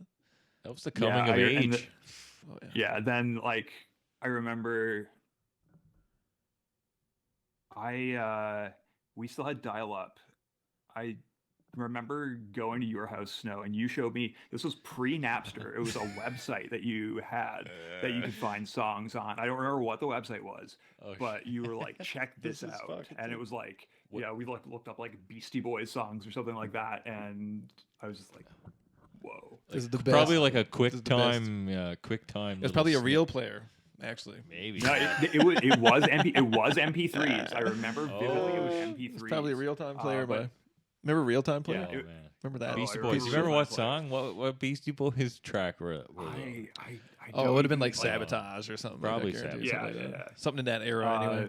Yeah, and like you showed me Winamp. I was like, my this God. is fucking sick. Whips the llama's And then ass. then probably a few months later, Napster came around. Oh, Napster! That was like the end of it. But like I still had That was the dial-up, end of so it. I That was but the I end had of it. my- That ruined my life, man. Yeah. Fuck, that ruined my life. Then we got Jesus. Roadrunner a little Oh, after that. better- And that Rogers. Rogers you could be Roadrunner. Rogers online all Roadrunners. the time. It was like Blistering this fast is- speeds, like, or what you thought was Yeah. blistering fast speeds. Probably you like download it- 35K per second or something. But you could get a full song in 2 minutes, and that was fast enough for me. Oh, It baby. was amazing, right? Because you remember Yeah, you'd load and your then- Napster thing up or whatever, like it would have been Napster more than likely, but your Napster download Yeah. queue like to the max. Like it'd be like you can only put 100 songs in Yeah. here, and you'd be like, okay, 100 songs. And you Yeah. go to bed, And and it you would wake up the download, next like, morning. it would download like 3 songs at a time. Yeah, maybe. man. So you just leave it all night, you come back the next morning, and it would just be like, or if you were like me, I would like gather all my intel all day long about tunes I wanted to download, and then like based on those tunes, I would download other things that came along. You know what I mean? As you're researching, doing that or whatever, Yeah. and then I'd queue it all up overnight, so it'd be like maxed out, and then I'd wait till the next morning, and I'd wake up to like fucking 250 new songs or whatever it would have been. You know what I mean? Whatever you could queue up at a time, kind of thing to download. Yeah. I'd max it out every night before I went to bed. It's fucking the best. I wish I could still have those same hard drive. I got you know. mine, man. Every I don't song have I've it ever totally. downloaded from Napster is on a CD. Now it's on a hard drive. It's probably on this hard drive somewhere. But it exists. Those original low grade MP3s, and you can fucking tell the difference between those MP3s and the new MP3s. That is not like the same. 128 kbps like bit rate, but like it sounded like you were listening to it over just a crunchy. phone. Yeah, just crunchy. Like, Yeah. just no bottom end. No. Sounds like a telephone for the most part. Like very crunchy. Same thing. I found a bunch of like old DivX videos one day, and I was like, I'm gonna listen. I'm gonna watch these DivX videos.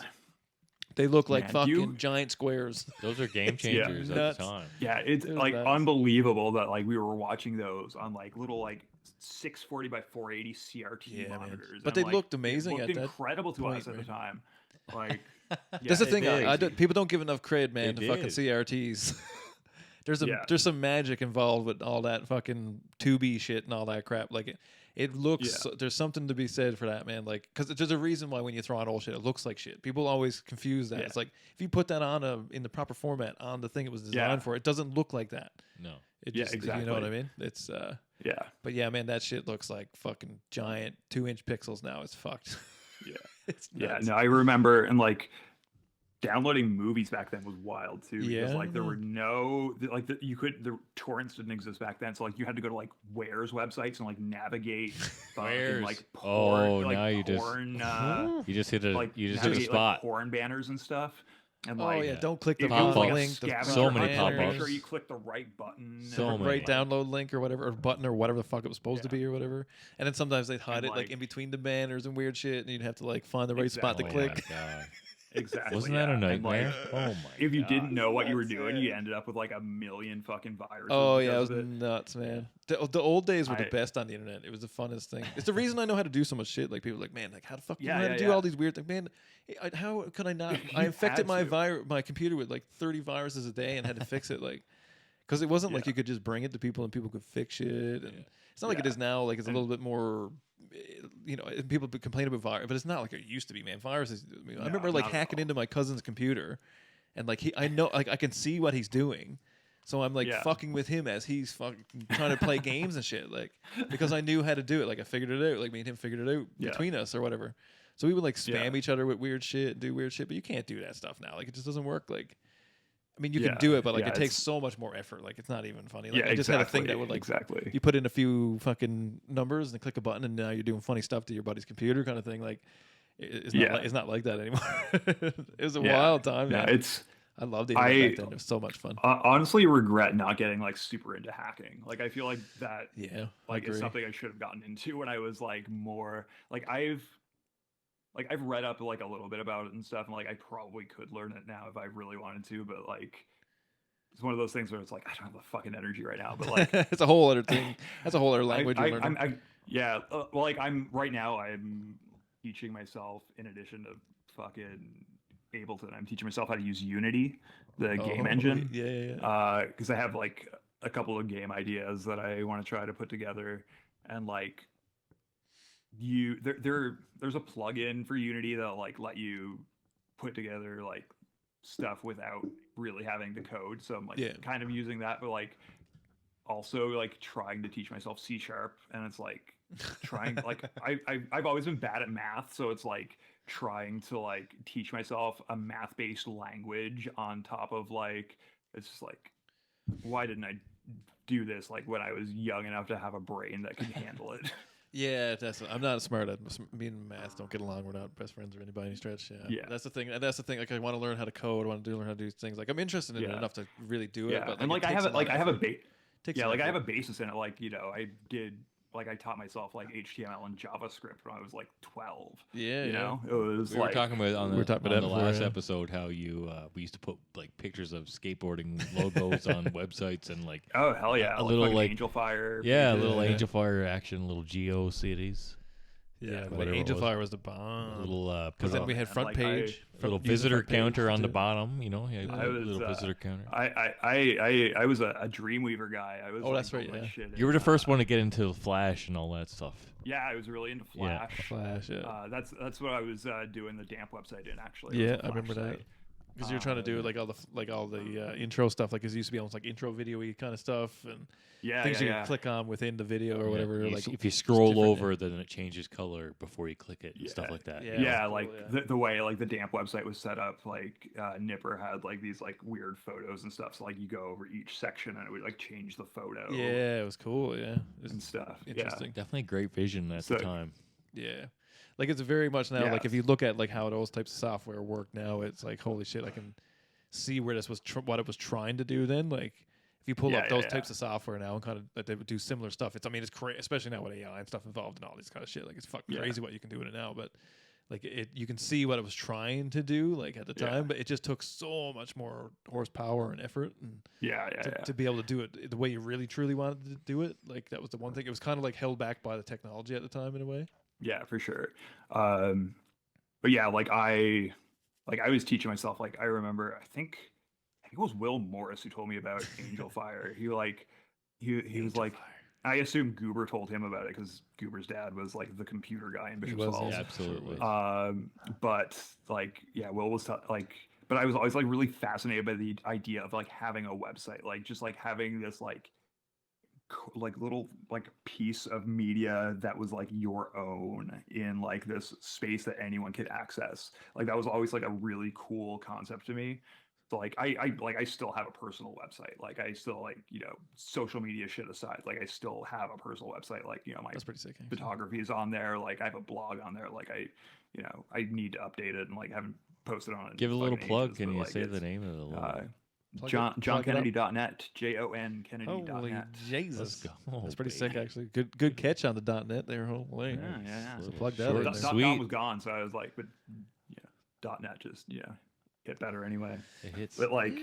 .net reminds me of old, like when you'd have to take your Angel Fire account and then you would like get one for free if you sign up for your email or whatever, and you get like a mask and you could like be like Sam Lane dot. It would like redirect you, redirection, domain. Yeah, that's it. Yeah, redirectors. The tripod days. So tripod, yeah, all that crazy shit, man. Holy fuck.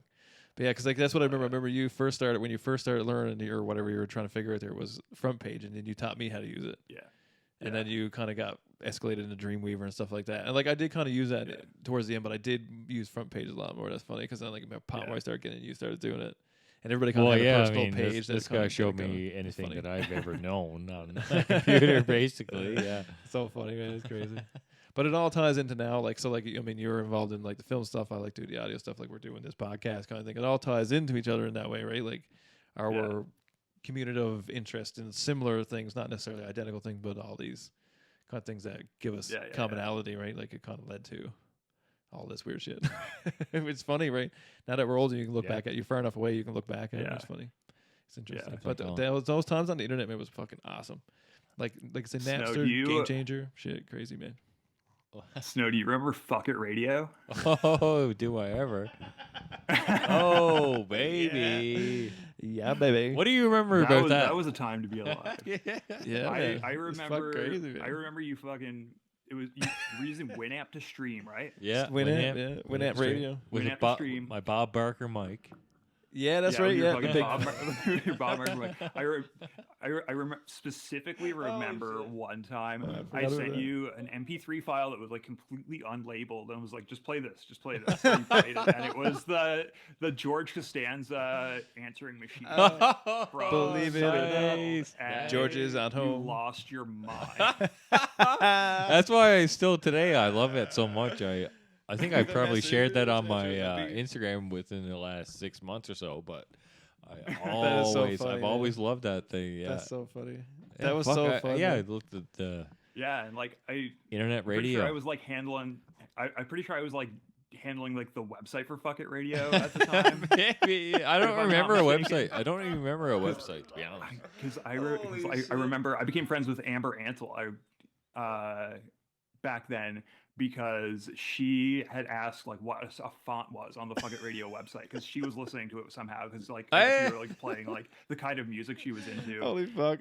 Like you were playing like lots of like post-hardcore, like early 2000s, like a couple Glassjaws, Coheed, Glassjaw, Chevelle, yeah. And, like, 30 Seconds of Mars. Yeah. Oh, fuck. So like, yeah, I became friends with her because she wanted to know what font you use, and you were like, I asked Jon Kennedy and all that shit. That's great. I wish I still had all those like pictures cuts, and logos and video, or anything from that era of time, because that was when it was like at the in between stages of when I was still home, because that's when that first started. Yeah. To when I moved up here, I continued it on my own and continued it. Just doing it by yourself. Yeah, just kind of over MSN and stuff like that. Because you did do that after when you moved up here. Didn't you? People would do the requests because it was all requests. People would tune in on like Friday nights or whatever it was like, and it was a way to fucking kill the evening when there was nothing else going on. I'd play music and then like cut in like after 4 or 5 minutes when the song's over, like hey like it was like a radio station. It was like a radio show. It was deadly because you did it and Keith Budgell did it and somebody else. Just like 3 or 4 people that did it or whatever like that. Well, we learned how to do that together, me and Keith Budgell. Is that what it was? Yeah, because I remember Keith messaged me on like ICQ and was like, he was like, I'm enlisting you into Project Mayhem. I'm like, what the fuck are you talking about? And it was like that. He was like, I was like helping him figure out how to use it. That's so mad. That's so funny, man. Project Mayhem. That's OG. It's like everyone OG podcasting, technically. Yeah. You know what I mean? In a way. Yeah, kind of is the same thing. And that's how I look at it. And that's kind of why I'm gravitated towards this and kind of enjoy it so much and just fun. Like, hey, I just come here and just shoot shit. Yeah, like when you started doing this and you were like, oh, saying how like you were like a little apprehensive and stuff. I was like, man, you've done this before. Oh, that's what I said too. Because like the first episode, like you're really nervous on the first episode. Oh yeah, we had to stop and go back and do whatever. Like, that's fine. Like that's shit. Like I mean, that's what it is. Yeah, I mean, when you're not used to it. Yeah, that's just how it is, right? And it's a bit different for me. Like I was used to being in studios and like taking takes, and you know what I mean. It's not like I'm just man. It's no big deal. It's just a recording. We can take if you don't like that part, just tell me you don't like that part, and I'll just not have it in there. Like it's simple as that. Right? I was totally fucked up. Yeah, and then once you understood then what I was, because then after the first episode, you're like, oh, I get it now. You can just make it. You just edit it kind of together. If we start blabbering and it don't make no sense anymore. We just kind of veer off or whatever, and we just kind of edit it out. And then once you got, you're like, oh shit, I get it now. Yeah, we kind of figured it a formula after how many episodes? What episode? I stopped editing after like this would be episode 36. 36. I stopped editing the episodes, really like truly editing them, like beyond like tails and heads and weird like pee breaks and shit. Yeah, like actually editing them after like episode like 5 or 6, 7 kind of thing. It wasn't many into it. I stopped really editing them like because we didn't have to stop and think about what we're doing. We got a bit of we kind of cut a groove, I guess. Because that was the thing. I even said the same exact thing. Like, hey, dude, like. You used to do radio station. It's the same thing. It's just that instead of talking about the music that you're playing or that kind of thing, or like Bob sending in a request, you know what I mean, or whatever. Like it's not that. You're just like it's a different format, but it's same same idea, right? Like you're just trying to talk and whatever. And like what we do is a little bit, not that one's like different because lots of people do it, but we bring up stuff to talk about, and we and especially now we can kind of like show it to people, I guess, but. back then it was like we could talk about it, but yeah, it was funny. And then look how far you've come now. Hey, Just out here, look out at here us. podcasting like Look crazy. at us. We're like pod fucking It's like it. the pod fathers over here. Podfathers. But it's fun, man. This is like a super like this stuff reminds me of stuff that we did when we were kids. Like that's why I like it. And I'm sure. I mean, it's like anything. If you that's pretty much why anybody does most things. You liked it when you were a kid, really, right? Yeah. So I like doing this kind of stuff. It's fun, right? Like it all leads together, man. Like it's all this stuff to me ties in together. Like even like ordering fucking catalogs, calling waiting her numbers for your basement. Like, hell yeah! Fucking getting mountain bike fucking catalogs. Oh man, catalogs, that was my absolute shit. Car catalogs and calling like DC shoes, like literally calling them, and be like, can you send me some posters? Yeah, they'd send you like their catalog of like all their shoes and stuff, like a big fold out fucking Danny Way poster and shit. Yeah, it was on real stuff, and it was wicked. I think it's a different time, man. And then you go, and then it would turn into like go on the website and sign up. Yeah. And remember street teams? Join the remember army. There were street teams for everything? Armies. Yeah. Everyone had an army. Army, whatever army. But you get cool shit, right? You sign up and you get like free stickers every month or fucking pamphlets and a free whatever. And you know what I mean? You get shit as you were kind of... It's like a newsletter now, I guess, or whatever, but the same idea kind of thing. Or you can have stickers and catalogs and pamphlets and posters and shit. It's fun, man. It's so I wish I had just saved more of that stuff from... Yeah, I do too. Yeah, a couple CCS mags, or I wish I still had my old Transworld stack. Hold that thought. Oh, let me hold the line. I know I've got it here somewhere. He busted the MacBook. But we used to cut, cut them out. Be like, yeah, I want this board. Oh yeah, buddy. I used to make collages with them and everything, like sticking them on the wall. Oh like, yeah. Like fucking. So I remember like that basement room that I had, like like my basement room or whatever in the house. Black walls, and No, that was the thing. It was green. The thing was fucking neon green, man. But there was so many posters on the wall. Oh, you could only see it. So it was black, white, and red, like Chicago for a while. Yeah, I thought that was black. Right? And then I had posters all over the walls, like front to back, and that was the skate stuff and all that stuff. Yeah. And me and mom wanted me to paint the room. So I remember when we peeled it all off. So like I remember we started at the corner. I literally just cut the tape from the corner, like right into the drywall. Cut the tape right off the wall, and then cut it off at the other end, and right around the top, and right around the bottom, right to the trim, man, over the trim and everything, and just cut it all off, and then we just peeled it off in this giant poster. And like I wish I saved it because it would have been fucking unreal. Like because it was like. Yeah. Because back then, like mags were fucking everything. So like I bought PlayStation magazines, Transworld skateboarding magazines, Thrasher magazines, fucking every other game magazine that was on the go. I fucking bought. If there was like swimsuit magazines, I go about that. Like you had Sarah Michelle Gellar milk ad up there, didn't you? Yes, you know you did. Yeah. Like you did. Like those teen magazines. Do you remember all kinds of stuff, man? Like it was crazy. Do you remember X Factor magazine? Yes, man. I was literally just about to say it. Like I don't know. Just I remember you having. I bought them until I couldn't buy them anymore. Yeah. Yeah. I feel like I was like looking that up recently. I tried to buy some, man. They got expansive. What was that about? They got expansive. It was like UFO and like just like weird shit. Like because it went on for a lot longer than I realized because I thought it stopped when they stopped carrying it at Shoppers and stuff. But technically, it went on for like another like 4 years after that. So there's tons of books or whatever. But like, so I had probably like the first 15-ish, give or take, of them, because they're like $3 at the group. But they were like really in depth. It wasn't like a tabloid magazine. You know what I mean? Like it wasn't. And I'm not saying that everything was true. That's not what I mean. Or whatever, but no, it wasn't that kind of nonsense. Like alien baby found in bassinet or whatever bullshit. You know what I mean? It was like legitimate. Well, fairly legitimate stuff in it or whatever. But yeah, so I've tried to order some of those to actually talk about them on the pod, but that was a big segue into me because it came out like right around the same year that X-Files kind of got onto my radar. Yeah. And then like that kind of started to become popular as well too, like that unknown kind of nonsense that went on everywhere, right? Crazy like X-Files related side note. I fucking met the guy who played Jeffrey Spender Monday night. What? No way.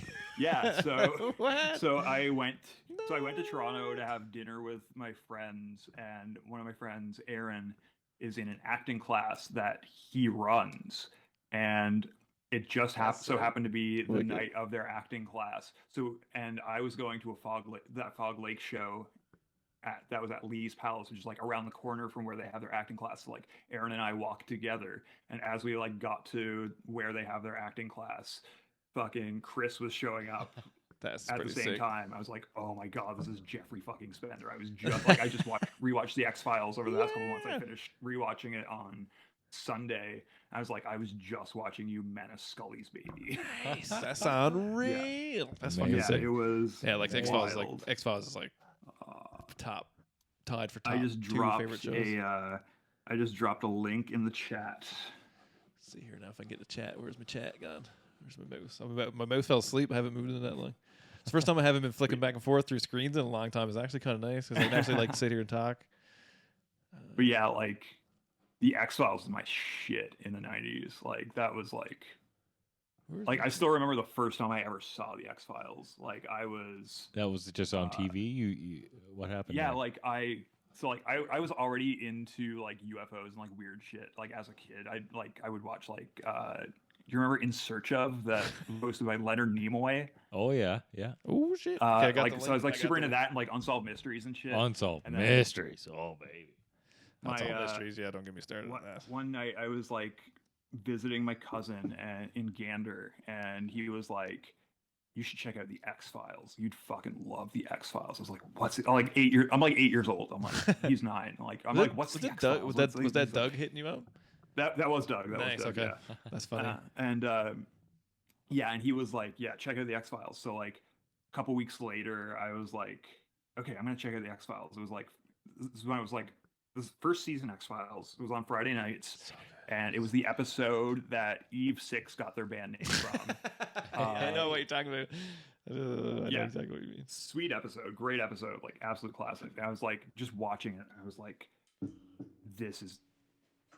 what am I watching? This is incredible. I'm like, I'm 8 years old watching the X-Files, watching like these two like demonic clone children like try to poison Mulder and Scully and like set shit on fire, and I'm like, this rules. Like a Children of the Corps type episode or something, you know what I mean? Like fucking yeah. It's really good, but yeah, man. Like I remember, like I don't know if it was the first. I can't really remember the first time I seen it, but I feel like it was within the first few episodes even.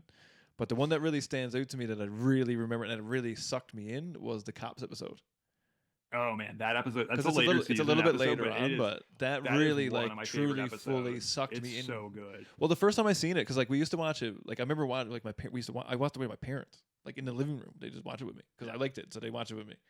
So I watched this fucking show, but I remember that one, like because I remember it came on and I was like, I wasn't expecting it, so I kind of like because the intro is the Cops intro, like it's not any like you just think it's Cops. Oh, wow. And then all of a sudden, this crazy shit goes on because and then like so the dude is running through the woods, same as it always is. Some dudes run through the woods, cam is crazy, people are screaming, whatever, and then something crazy goes on. I won't spoil it for anybody who wants to see it. Yeah. But something crazy goes on. They like run into Mulder and Scully. Yeah, and then they're there, and I was like, "What the fuck just happened?" And then I was like, "What am I watching?" Even like, and then I was very confused. Like, I remember being confused by it. Like, what the fuck am I actually crossover watching? Show? Here? Yeah, I was like, "What are they filming?" And they're like, I couldn't. And then I was like, "Oh, now I get it." But that sucked me right in. For some reason, there was something about that was like, "Oh, I get it now." And then it was like I was because I was already interested in that kind of shit to a certain degree already. There was I remember you and I were like pretty into. Oh, I still don't know if you were as into it as I was, but like I would watch anything that had to do with UFOs. Oh, 100%, man. And then like the immediate second I got money, I collected every VHS and DVD of every fucking known like any conspiracy theory that was semi-popular. I collected the documentary on that. I love the shit out of that stuff, man. Like it was so fun. But that's the kind of stuff that got me into it. And it became really popular for some reason. And I don't know if it was totally based on the X-Files thing or whatever, but it became super popular. There was a lot of like, there was like a whole like kind of like mix of like cultural stuff. Because there was like it was like 97 was the 50-year anniversary of the Roswell crash. That's true. Yeah, that's true. So that was a big part of it. But like even leading up to it, like there was a lot of like, I was reading a book the other day, just like kind of like because I said I wanted to talk about like 90s conspiracy culture and stuff. If I came on, I was reading. There's this writer that I really like, Jodie Dean, and she like it's funny. She like writes like she's mainly like a Marxist like political writer, but in like the 90s. She wrote a book about conspiracy culture, and weirdly enough, it came out on my like 12th birthday or something like that. like I was reading it and like apparently like she was saying like it really kind of like ramped up like because like originally there was like in the early like Cold War like 47 like Roswell and like up through like the 50s and 60s there was like a lot of UFO stuff going on and then like it kind of like died off for a while and then really like made a cultural comeback in like the late 80s. And like I guess that was like you know the early conspiracy stuff kind of like lined up with like a lot of like Cold War paranoia and like fear of communism and stuff. And then like by the end of like the late 80s, like you know the Soviet Union was like collapsing and stuff, and so it like wasn't like there was like it like they weren't perceived as like as much of a threat, so like there wasn't as much like kind of because one of the really interesting things about like UFO phenomena like reporting and stuff is there's a really great book called Mirage Man. There's a documentary based on it as well.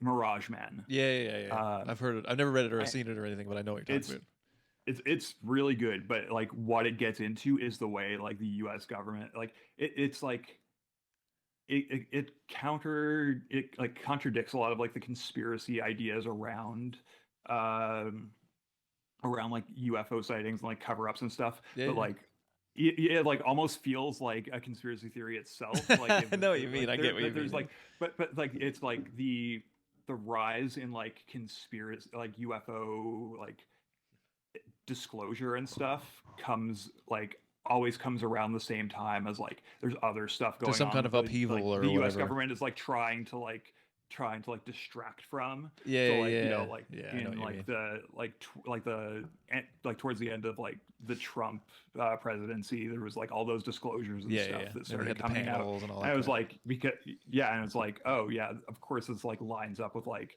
you know Trump like going like even more off the rails than he already was or whatever. And like you know that kind of thing, but like the late 80s kind of like built up like more and more because like the Soviet Union collapsed and like the world was kind of like in like this like upheaval of like you know we have this like one superpower now. It's like what's going on in the world, like everything like seems so like strange because like this like dynamic that existed for like you know 50 years there's no real technical threat or there's no perceived threat or whatever we want to put it in reality or whatever. So like you know then that it like kind of like I feel like it built like from that and became like what people focused on, like you know the X-Files was talking about like you know government conspiracies that like it often hit on like real like actual government conspiracies like MK Ultra or, like, especially in the first 4 or 5 seasons 100%. Like a lot of that stuff is like, pretty spot on or whatever you like put it. If the first time I ever heard of Operation Paperclip, which like I don't know how familiar you guys are with like that kind of thing, but it's I know after like anyone listening who doesn't know what Operation Paperclip is, hit me with a little. I know what you're talking about. My son. Can you hit me with a little Operation Paperclip? After World War II, I loves it. The United States, NATO, and like all those allies gave high-ranking Nazi officials high-ranking positions in like NATO, NASA. That's how the boys got to the moon. That's right. That's dirty dogs. Yeah, that's so how they got to the moon. That for Victor like von a long Braun. time. Yeah, like that stuff for a long time was like, oh, it's just conspiracy theory. But like, yeah, it It's turned not. out No, that's true. That happened. that ended up being true. None of it Yeah, is. that ended None up of it being is. like actually true. Yeah. And so like, you know, obviously like people are like correct to like assume like, you know, the government's doing some fucked up shit. Oh, And you know then, they like, are. Right? Like, you know they are. Yeah. So like I posted a thing. I know you saw it, Snow, from Naomi Klein talking about her new book, and she was talking about how like because her new book is all about conspiracy theory and stuff in like the contemporary political situation, and like she was talking about how like conspiracy theory kind of has like it feels correct. It's like getting at real feelings, and then just like I see what just saying. like goes off the rails when it comes to like the actual facts of it. You know, wrong. Yes, the feelings is there, but the facts are not there. Yeah, sounds real good. Yeah, exactly. Sounds real good. Yeah, exactly. So like there, like, that's always been like kind of like an ambient, like, especially when you have no real like visible threat. It's like, oh well, the government's the threat. Yeah. And then like 9/11 happened, and like conspiracy theory just like went through the fucking, that's actually kind of like what killed my like fascination with conspiracy theory, because like I was always like, I would like I was never super like susceptible to like believing like a lot of conspiracy theory, but like I was like super interested in it. But then like the 9/11 conspiracy theories came along, and it was like I at that point already had like kind of gotten into like reading about like US imperialism and like global politics and stuff. And so like they like people were like drawing these like really like bonkers conclusions about like I remember coming home on 9/11, like we had like a half day at school that day. Yeah, we got sent home, man. It was like a thing. That's a fucking thing. We got sent home not because of 9/11, but because there was a heat wave and the air exchanger in the school was fucked up. And I remember getting home, and my brother Tim greeted me. He was like, "They flew a plane into the White House," and my dad was like, "No, they didn't fly a plane into the White House. It was the World Trade Center and the Pentagon."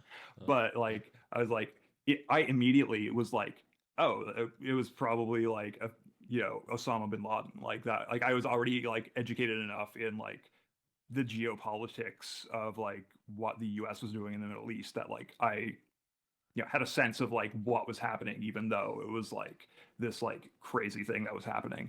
And then like, so like I was already like kind of educated in like the politics of it, and like I would watch like people on the internet like draw these like really absurd conclusions about like how super like racist ideas about how like Arabs could never like figure out how to fly a plane. It like, was mental, man. I'm good. So this is one of my this is like my favorite.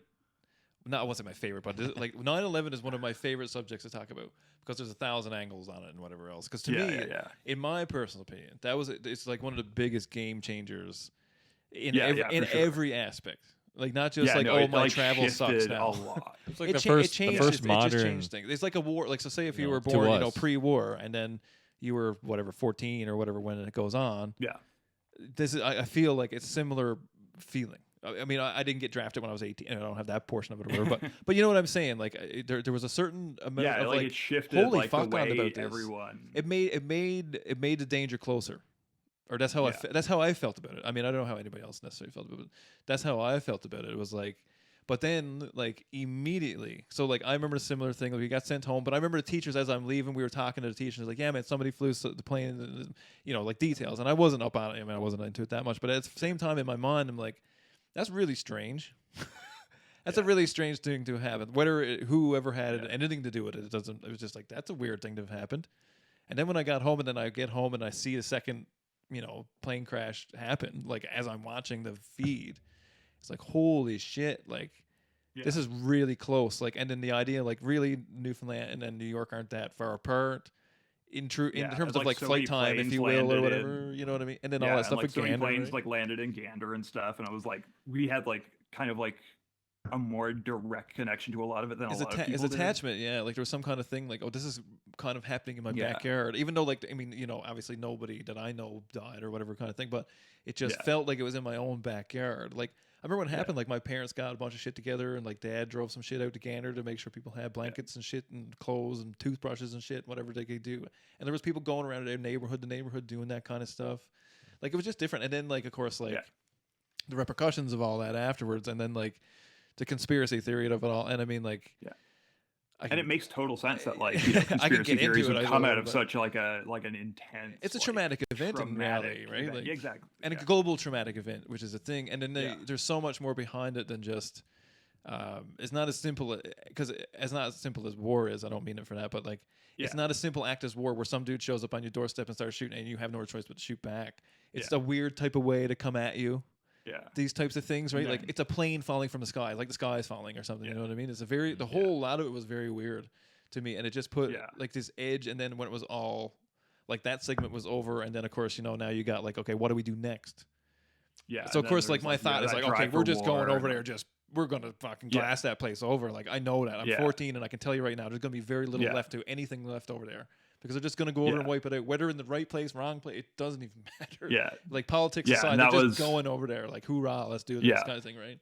Yeah, and like it was something that they had wanted to do for years anyway, and like had been doing. Like, there's a lot on of a smaller scale, but they were moving like, pieces to it, and right? like that's where like some of the conspiracy theory comes in. It's like exactly. Like there's the made it happen on purpose theory and the let it happen on purpose theory. Exactly. It's like, they either. either.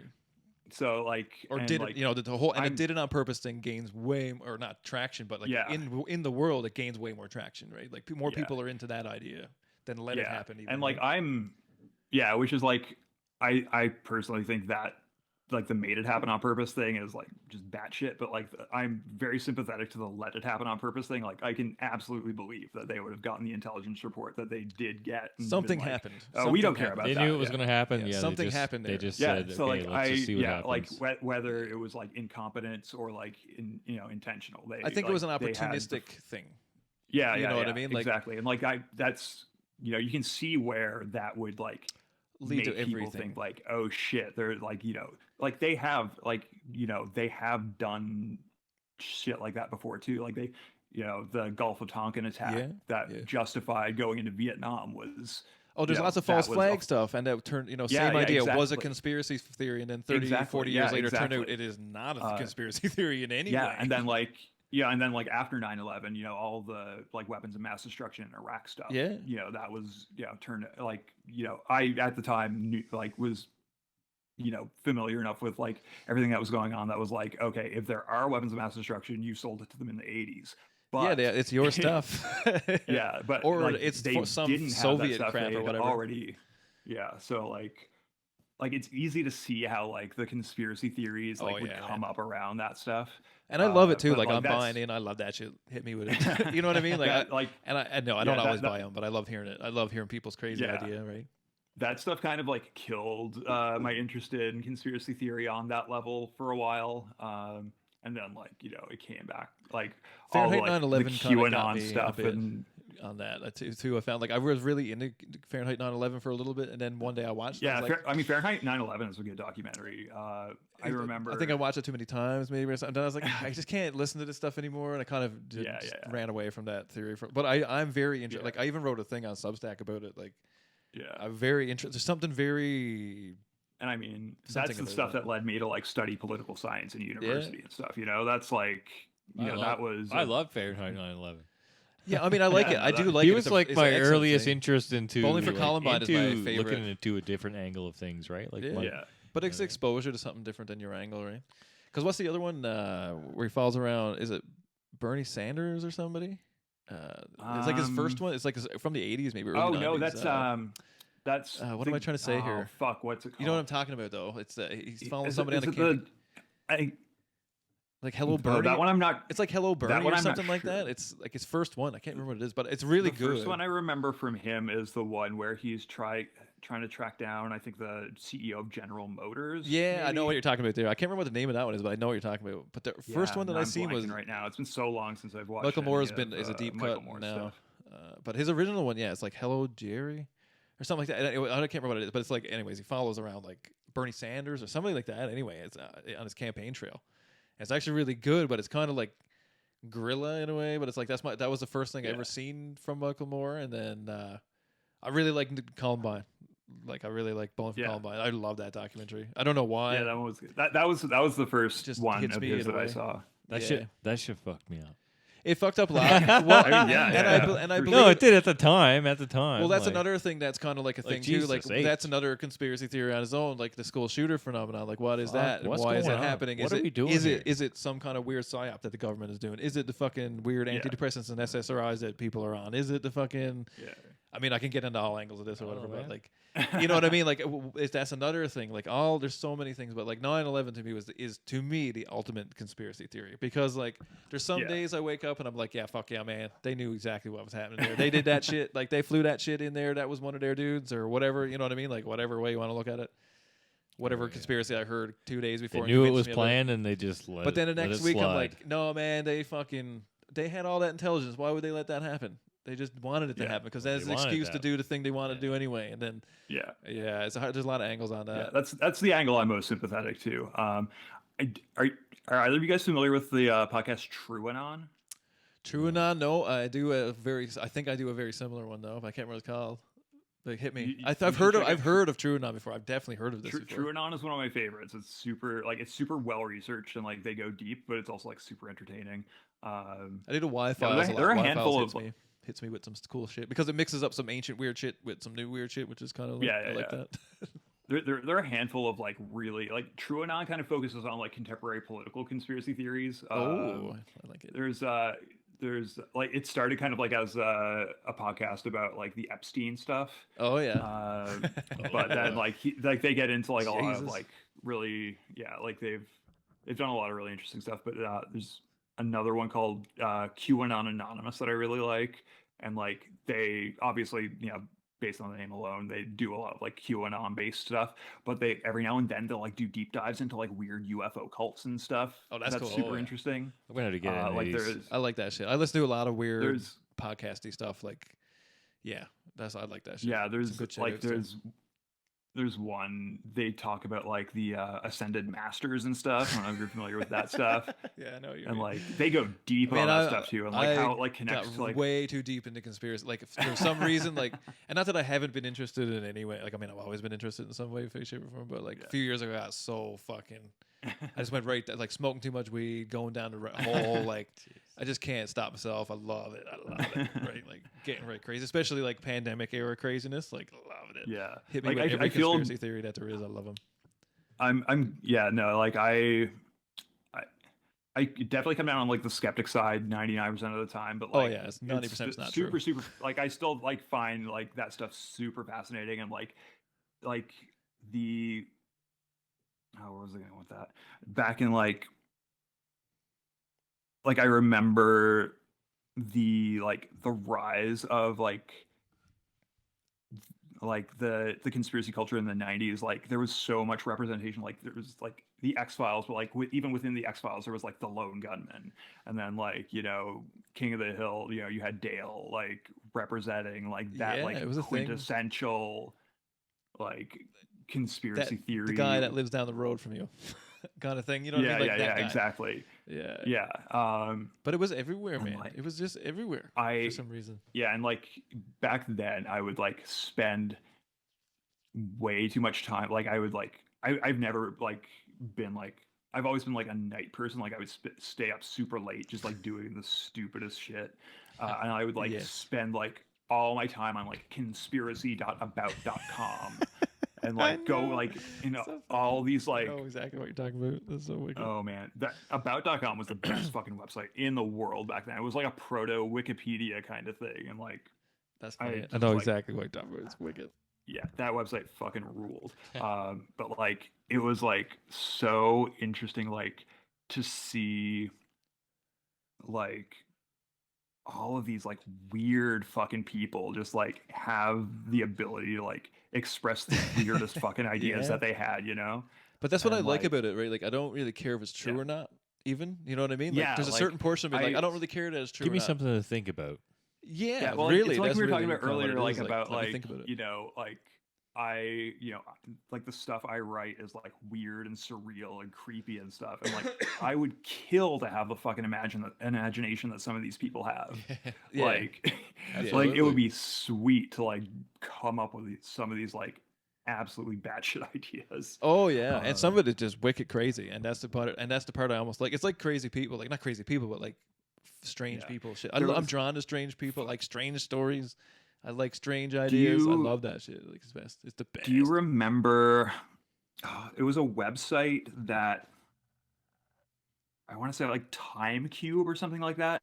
And it was just like just a wall of text, and it was just like the most batshit like rambling stuff in the world. And it's like it was called like a man. I don't know. I think I know what you're talking about because didn't it when. Isn't it like every so often like it would like change what it was all about? Like it would be like a different scratch on the wall, if you will, or whatever. Like it would change to something different, but it would be the same idea. Like it would just be like a whole nonsense ramble. What were we trying to do with it? No, I don't know. I have no idea. But I don't really know. But that's another thing. There's a bunch of weird stuff like that back in the early days too. I pulled up the Wikipedia article about it. The TimeCube website did not have a homepage as such. A large amount of self-invented jargon is used throughout, often never defined. In one paragraph, he claimed that his own wisdom so antiquates known knowledge that a psychiatrist examining his behavior diagnosed him with schizophrenia. Oh, okay, so it is technically 100% just ramblings, basically. Yeah. But like he was like in whatever kind of psychosis mode he was in or whatever. Yeah, like he had like this, like it was like a model of reality that this guy had developed, and like. That's savage, actually. It's it's worth pulling up like the Wikipedia article and just reading it and just like. But there was there was a bunch of weird shit like that in like back in the old days. Got a break. But there was a bunch of weird shit like that too back in the old days of the internet, like these Easter eggy website type things. You know what I mean? Like almost like the way I look at it, the way I kind of describe it to people that don't really understand what I mean is like when you had interactive CDs. And you'd have to like click. Almost like Myth. Like when you were playing Myth, you had to find the things within the picture or whatever. There was like a lot of kind of shit going on. Like hyperlinking. That was like the basis of the internet. Yeah, there was like a lot of that kind of stuff. So it'd be like, okay, you got to go to this website, and then if you do whatever, click the thing and look at the thing and dig, and then you'd bring it to another page because you did it in the sequence or whatever, and then next exactly. And then it would be like linked to a geotag maybe or something or something. Who knows? Right? There was all kinds of weird stuff in the beginning and all that stuff. Yeah, I still.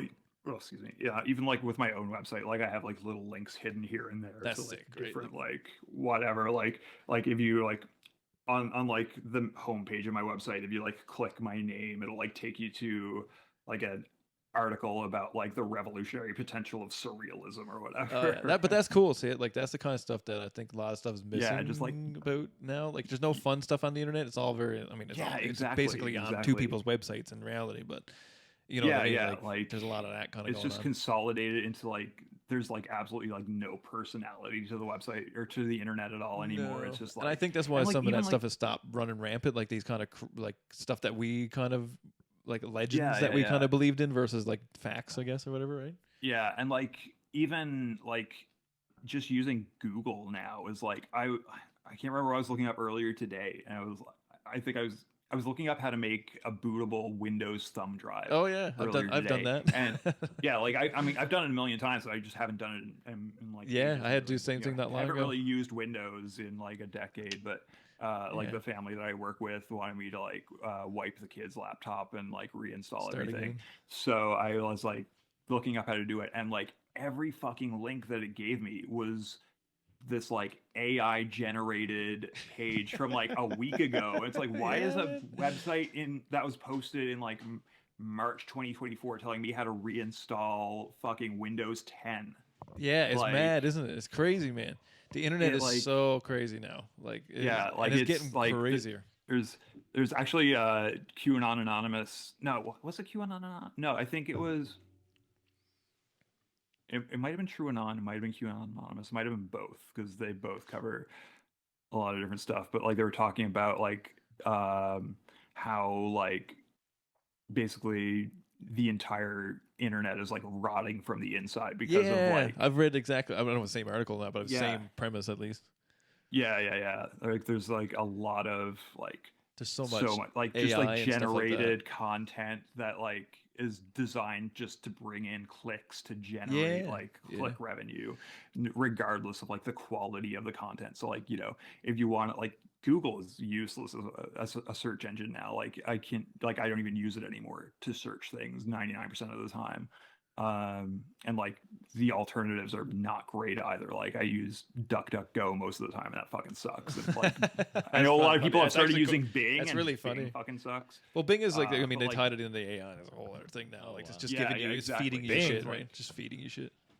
Yeah. So like the internet has just like, and like that contributes to like the rise of like, it's harder to find good sources on things. So it's like, that contributes to like disinformation and misinformation and conspiracy theories and stuff. So it's like this like weird fucking feedback loop, and we just lost lost your video there for a second. I can still hear you perfectly fine, but your video just disappeared. I think for some reason my camera is not charging from the USB, so I gotta put a new battery in it. Just give me a second here. Yeah. Yeah. It's like mine always try to get in the room here. If we have the door closed, it's a problem. But if the door's open, they just kind of free roam in and out. It's fine. But doggy dog. All right. It's a doggy dog world. It is. But yeah, I got a question for you now. What is your favorite conspiracy, true or false conspiracy? What is the funnest one? Like just the funnest one. Good. That is a good fucking question. Hit me with one. I'm honestly, I'm just like an alien guy to my core. Like, yeah, man. Like, that's just like, that's the stuff that like really gets me going. And I'm just like, so what's your favorite? Like, what's your favorite one of all that? Like, so based upon the recent events, because I'm sure I'm positive that you watched part of that disclosure event and all that. Because I watched David Grush's fucking full testimony, fucking twice from two different angles. The recent stuff. The recent stuff. Yeah, like from last year. What's up with that? Come on, hit me. So I want to know. I'm curious. I love hearing people's UFO stuff. It's best. Honestly, I haven't like watched much of like the recent stuff. Just legitimately out of like Gresh is nuts, man. A lack of like time and wherewithal. Like I've seen bits and pieces. Gresh is nuts. Yeah, like I like that stuff for me ties into like the Mirage Men thing of like it's been like it's like a psyop by the government to like I think it's backwards. Yeah, I think it's the other way. Distraction. I think his thing like so there's Reeves and there's him. Okay. I think Reeves is onto something because he's like a credentialed. You can look up his credentialed. Right. You know what I mean? It's not like, oh, it popped up. Yeah. This website popped up yesterday or, bullshit. Like, this dude legitimately was like, fuck you. Like, this is crazy. Right. How come you're not talking about this? Like, his thing is real, I feel like. Or at least I feel that way. I don't know. I mean, I don't know the guy personally or anything like that. But his story feels real. Because he's like, dude, I'm a fucking trained fighter pilot for like, and I'm an expert. Like, I'm not Joe Blow. Yeah. Like, I'm an expert in all things flight. I'm telling you that when we got new technology, we suddenly started detecting these things. And then because we started detecting them, they started like showing up in front of us. Like not just like, oh, I'm going to like be super fast or invisible bullshit. Like, I'm going to come over and look at you and you're going to look at me and you're going to know when I'm here. Like, because like that's what he's saying. He's like, literally, man, you can, if they would release the footage, there's video from my cockpit where this fucking ball thing is 20 feet away from me, just fucking there, like it's just there, like keeping up with me and has no problem blowing me away and then coming right back and meeting me into places I'm gonna be and weird shit like that. But then the Gresh I think stuff Gresh stuff's actually weird, right? That makes me think of this kind of ties into what I think is probably my favorite kind of like conspiracy theory, like weird shit thing. You guys remember the movie, The Mothman Prophecies? Baby, yes. Banger of a movie. Fucking banger. Super banger. Yeah. Have you have either of you read the book? I read part. I haven't got the whole way through it, but I definitely have. Because when the movie came, I was like, I should read this book. So yeah, like I definitely have read most. I haven't read it all, but I read most. Dummy. Yeah, like the movie is based on like the last part of the book, but like the entire book is just like a collection of like John Keel was a reporter, so he was just like traveling through the United States collecting these like testimonies of people. Like I know the Mothman prophecy stuff. Like I know a lot about that.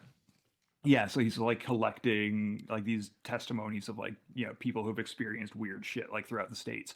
And his theory is that all of like that kind of stuff is intradimensional beings. Like I can see that. I see what you're saying. And if I want to like let my mind, like my skeptical mind, just like go away and like take that full like leap off the deep end, like the new disclosure stuff that came out, I would be like, that's probably like interdimensional, like weird shit. Yeah, that's my philosophy on that. Yeah, I think so. I find that like that idea interesting. Like I find it like there's a lot there that you could like if I was like I have like films that I'm like writing that are like kind of like loosely based on the idea of like, coexisting like dimensionalities and stuff. Yeah. So you like don't have the right, right radio to pick it up or whatever way you want to look at it. Like they're here, but they're not, you just don't see it because you don't have the right. Exactly. And like that goes back to And like that's like good. my interest in like that. those kind of ideas goes back to like one of the first episodes of Are You Afraid of the Dark I ever watched. The Tale of the Super Specs. Yeah, buddy. Remember that episode? Yeah, deep cut. I used to love Like that show, man. I watched it over and over. That episode still fucks me up. It's like, you know, he puts on those glasses that he like accidentally cursed, and you can see into another dimension of these like people in like just like shadowy figures. Yeah. So like I've always been like really drawn to like that idea of like interdimensional beings and stuff. And like I was watching a video the other day of like I've been getting really into like YouTube reaction videos lately. It's such a weird like it's such a bizarre format, but like I find it super interesting to like watch people just like watch something for the first time. Yeah, so like they were it was like these two like Atlanta rappers watching like listening to like different like music for the first time, like metal and like punk and know what you're talking about. I think I know what you're talking about. And they did Fayep de Oyad from Tool's Lateralis album, which has that sample from Coast to Coast. Coast to Coast AM. Yeah, baby. Yeah, where the guy calls in claiming to be I've only got 10 seconds. Former Area 51 employee. Yes. Yeah. And he's like talking about like how they're interdimensional beings and stuff. And like I remember hearing that for the first time and being like, holy like fuck. Art Bell stuff. Art Bell, yeah. Coast to Coast AM. That's like my favorite thing. Yeah, I was Coast to Coast. Yeah, I was pretty into Art Bell in high school. I love it. I didn't like Greg, what's his name, when he took over, but because there's George Knapp. Totally Art fascinated Bell, me too. And there's 3 hosts of it. I can't remember the other guys, but I know what you mean. Yeah, I don't mind George. Art was the only one for me. Art right just had a charm to him. But the old ones are really good. I love I'm pretty sure I have like an archive of like old episodes on like one of my hard drives. You should figure that out and put them somewhere. I will find them. They're hard to find, man, because you got to subscribe to their thing. And SoulSeek is still running, and you can find that stuff on there actually. Oh, shit. That's one thing I've been trying to find. It's like old, like because there's an episode about the Mana Machine that I want to re-listen to. Okay. And what's the other one? It's the Mana Machine, and then there's another one. It's the dudes who are using predictive technology based on the like internet chatting, like not like in chat rooms, but like what social media talks about, what Google searches are doing, and they predict things that happen in the future, like up this, whatever year and a half, 18 months down the road, or whatever it equates to, or whatever. And they're fucking super accurate. And this is like, this is like 10 years ago, maybe, or whatever it is, maybe longer now, 15 years ago at this juncture even. Really? So I can't imagine what that looks like now, because I know it still exists. But I want to listen to the original interview about it, because they explain how the technology works. And like at the time, they make some really serious predictions that actually did come true, because of course, like in true coast to coast fashion, they went back and was like, is this real or not? You know what I mean? They didn't just fuck with everything or whatever. So I'd say check SoulSeek. You can probably find it on there. If you know like the date that it happened and stuff, you could probably track it down through illicit means. Yeah, because I've searched for it a few times, but I couldn't find it. But the Mana Machine is really interesting too. But it translates the Bible when they're talking about they're in the desert, and it talks, because if you read the Bible and you listen, and you translate what he's actually saying about how they're feeding themselves. There was it's interesting. There was a recent episode of QAnon Anonymous that talks about that as well. Actually, that gets into it. I'll find that episode and send it to you. Yes, but what was I going to say? Like super interesting, because it talks about like essentially like if you translate what he's saying into a blueprint, you can build a machine that creates an algae that you can live off of. So it has all the sustainable life, like proteins, nutrients, whatever bullshit goes into food, that you can just eat this and it'll completely keep you alive for as long as you can eat it. But this machine that if you kind of translate it in a more like, think about it as a technology versus a spiritual thing or whatever, then you can basically build this apparatus that they have built that will create algae that will continue to, it just keeps going and going and goes. Keeps regenerating. Yeah, whatever way it works with the sunlight and the water and the whatever, however it all works, it just continuously generates, and you can feed up to a certain number of people, which translates to the amount of people, and it's all this stuff anyway. it's like the same as like the pyramids, like, equate to pi, and then that equates to blah, blah, blah, and then it's all this math stuff. But yeah, it's a similar idea. And I've never been able to find the episode. I've watched it like a couple times on YouTube, and then when YouTube started pulling all the episodes off, I haven't been able to find that episode again. But it's super interesting. Like, it's one of the most fascinating interviews I've ever listened to in my life, probably. But Coast to Coast AM is like a big hit for me. That was one thing, because I used to actually listen to it. Used to be able to listen to rebroadcasts on something, but Real Player was the thing to listen to it on. Yeah.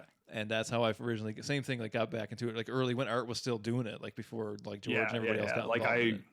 Fucking loved it, man. That was like 99, 2000 when I was listening. Oh yeah, so good, man. I think the first time I ever heard of it was like probably 97, 98. Because I seen it on a documentary, and then I remember I was like, I got to figure out how to listen to this. Have you seen or heard Whitley Strieber's podcast? No. The guy who wrote Communion? No.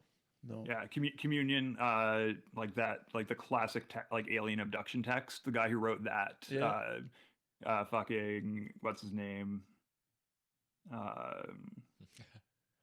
Like the book, like from the book. You mean? Hey, we got a reaction camera there somehow. Thumbs up for the bros. What's his name? The guy who there's an actor I'm thinking of. I can't fucking think of his name right now. It's not Vin Diesel, is it? No, it's tragically not Vin Diesel. Come on, Christopher Walken. Christopher Walken. Hey, that's pretty close. Was in a movie based. He played Whitley Strieber in a movie based on Communion, but it's like the classic like alien abduction text. And yeah, that guy has a podcast called Wonderland. That's pretty fun to listen to. I love stuff like that. That's another thing. I like hearing the abduction stories. I like hearing all that kind of stuff. Yeah, like my absolute favorite fucking conspiracy theory in the entire universe is flat Earth. That's my favoriteest. I love it. And I'm not saying like I believe in it. That's not what I'm saying. Yeah. What I'm saying is it's my favorite because it's fucking hilarious. It is nuts. And like I am the first person to be like, the government sucks. And they are telling you bullshit and they're showing you bullshit. Like, but man, come on. And like, I love it though. I love hearing people talk about it. I've always been partial to Hollow Earth theory. Hollow Earth is really good too. I really like Hollow Earth. I really like, and not that I don't disagree with Antarctica. I don't believe in the wall. I'm not into the wall theory. I'm not denying that like the shit that they got plunked into the ground up there is doing weird shit, like the DARPA stuff and whatever crazy other shit they got going on there. They don't tell you about. I don't deny any of that. And maybe there is still Nazis there. Who knows? But. Yeah, the Antarctica new theory, like, it kind of falls into the flat Earth category to me to a certain degree, because I feel like to believe in one, you have to believe into the other thing for some reason. Right. I can't fathom a giant mangus round Earth that, you know what I mean? Like, I can't how much bigger is this fucking place then? So, but yeah, I like the Antarctica theory where there's a wall and you fly over the wall and there's fucking people, richer people, even richer people than fucking Elon Musk or whoever the fucking, they're over there fucking pulling strings, right? Like, that's a bit funny too. I really like those. A recent one that I really liked is the Afghanistan giant theory.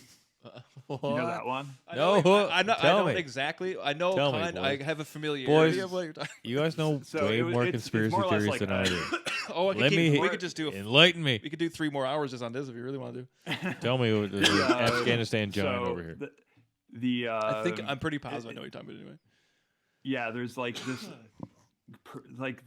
this guy who claims that like he has connections to the military and that they found. Yeah, this remains, is like the skeleton of a giant. Like the U.S. military found the skeleton of a giant in Afghanistan, and is like years ago or whatever, and they covered up. Like during like I guess during the original invasion, after 9/11 or whatever, and like that they covered it up, and like it like ties back to like lots of like biblical stuff about like the Babylonian giants or like whatever that like the blonde haired giants and all that crazy shit. Angels came down and like mated with humans and gave like birth to this like fucking giant, like this like these like giants and stuff. There's a really good YouTube channel actually. Because technically, it's all to do with like, and that's all Northlandic or whatever you want to say, like kind of where that kind of spawned from. Like, it's crazy. I know exactly what you're talking about. That's There's a really good YouTube channel called, I think, Mysterious Middle East, and they do like these like short, like 15-minute video essays about like. You just send me all your things. Like, link me to everything. Everything. Link me to everything. I will send you my favorite topic. Favorite topic, man. Favorite topic, and especially if it's got something to do with aliens, and you can tell me that has something to do with the Middle East. More specifically, if you tell me it's something to do with the pyramids, I am like that's because Stargate is my favoriteest thing in the universe, and then putting that in reality is like my favorite thing ever. Putting them up, putting them up. Illuminati page over here. Putting up some loomies. Just joining the. It's a wonder we didn't get a reaction from that on the screen, actually. But don't mind. That is like in terms of my favorite research, that is probably my favorite thing. Like that potentially like aliens or whatever the fuck, somebody more competent than us built pyramids, and they're not just because they're not shrines. That's stupid. That's the stupidest thing I've ever heard because they're just not built that way. But like I like the fact that they're power generators. Like that's my favorite shit in the world. Like I went to Mexico and seen the fucking pyramids in Mexico. It's like Chichen Itza and shit like that. Aztec. Same pretense. Well, it would have been the what the fuck am I trying to say? Anyways, Mayans. Yeah, that's what I'm trying to say. I kept going for sacrifice. I don't know what it is. It's not like a sink was there sacrificing people at the top of the mountain. That's but like even seeing that shit in person was like. This is pretty wild. Like, this isn't even that technical, like what they have here. This is a square box on top of a square box. On top, you know what I mean? It's fairly, I'm not saying easy because they had sticks and stones or whatever they were dealing with, but then I'm like, holy fuck, man. These dudes were moving the pyramid. Like, the pyramid stones are as big as this house. Like, one stone is as big as this house. And they're moving it from 500 kilometers away. Super. On top of another stone that's slightly larger than the one you're trying to put on top of it. Like, the combination of engineering and manpower that took is fucking wild. Yeah, like whatever however the fuck they did that. Because then there's like that dude like down in the States in Maryland or whatever it is who built that fucking castle place, and he only worked during the night. And then like people would like see him working. What you're talking about? Oh, look at I can't remember what it is. Like I'm like it's something that like I know I've seen it in documentaries a bunch of times. I can't remember what it is. He was like a professor maybe or like a doctor of something or something. I can't really remember what the exact details, but he built this giant castle thing with pyramids and crazy shit.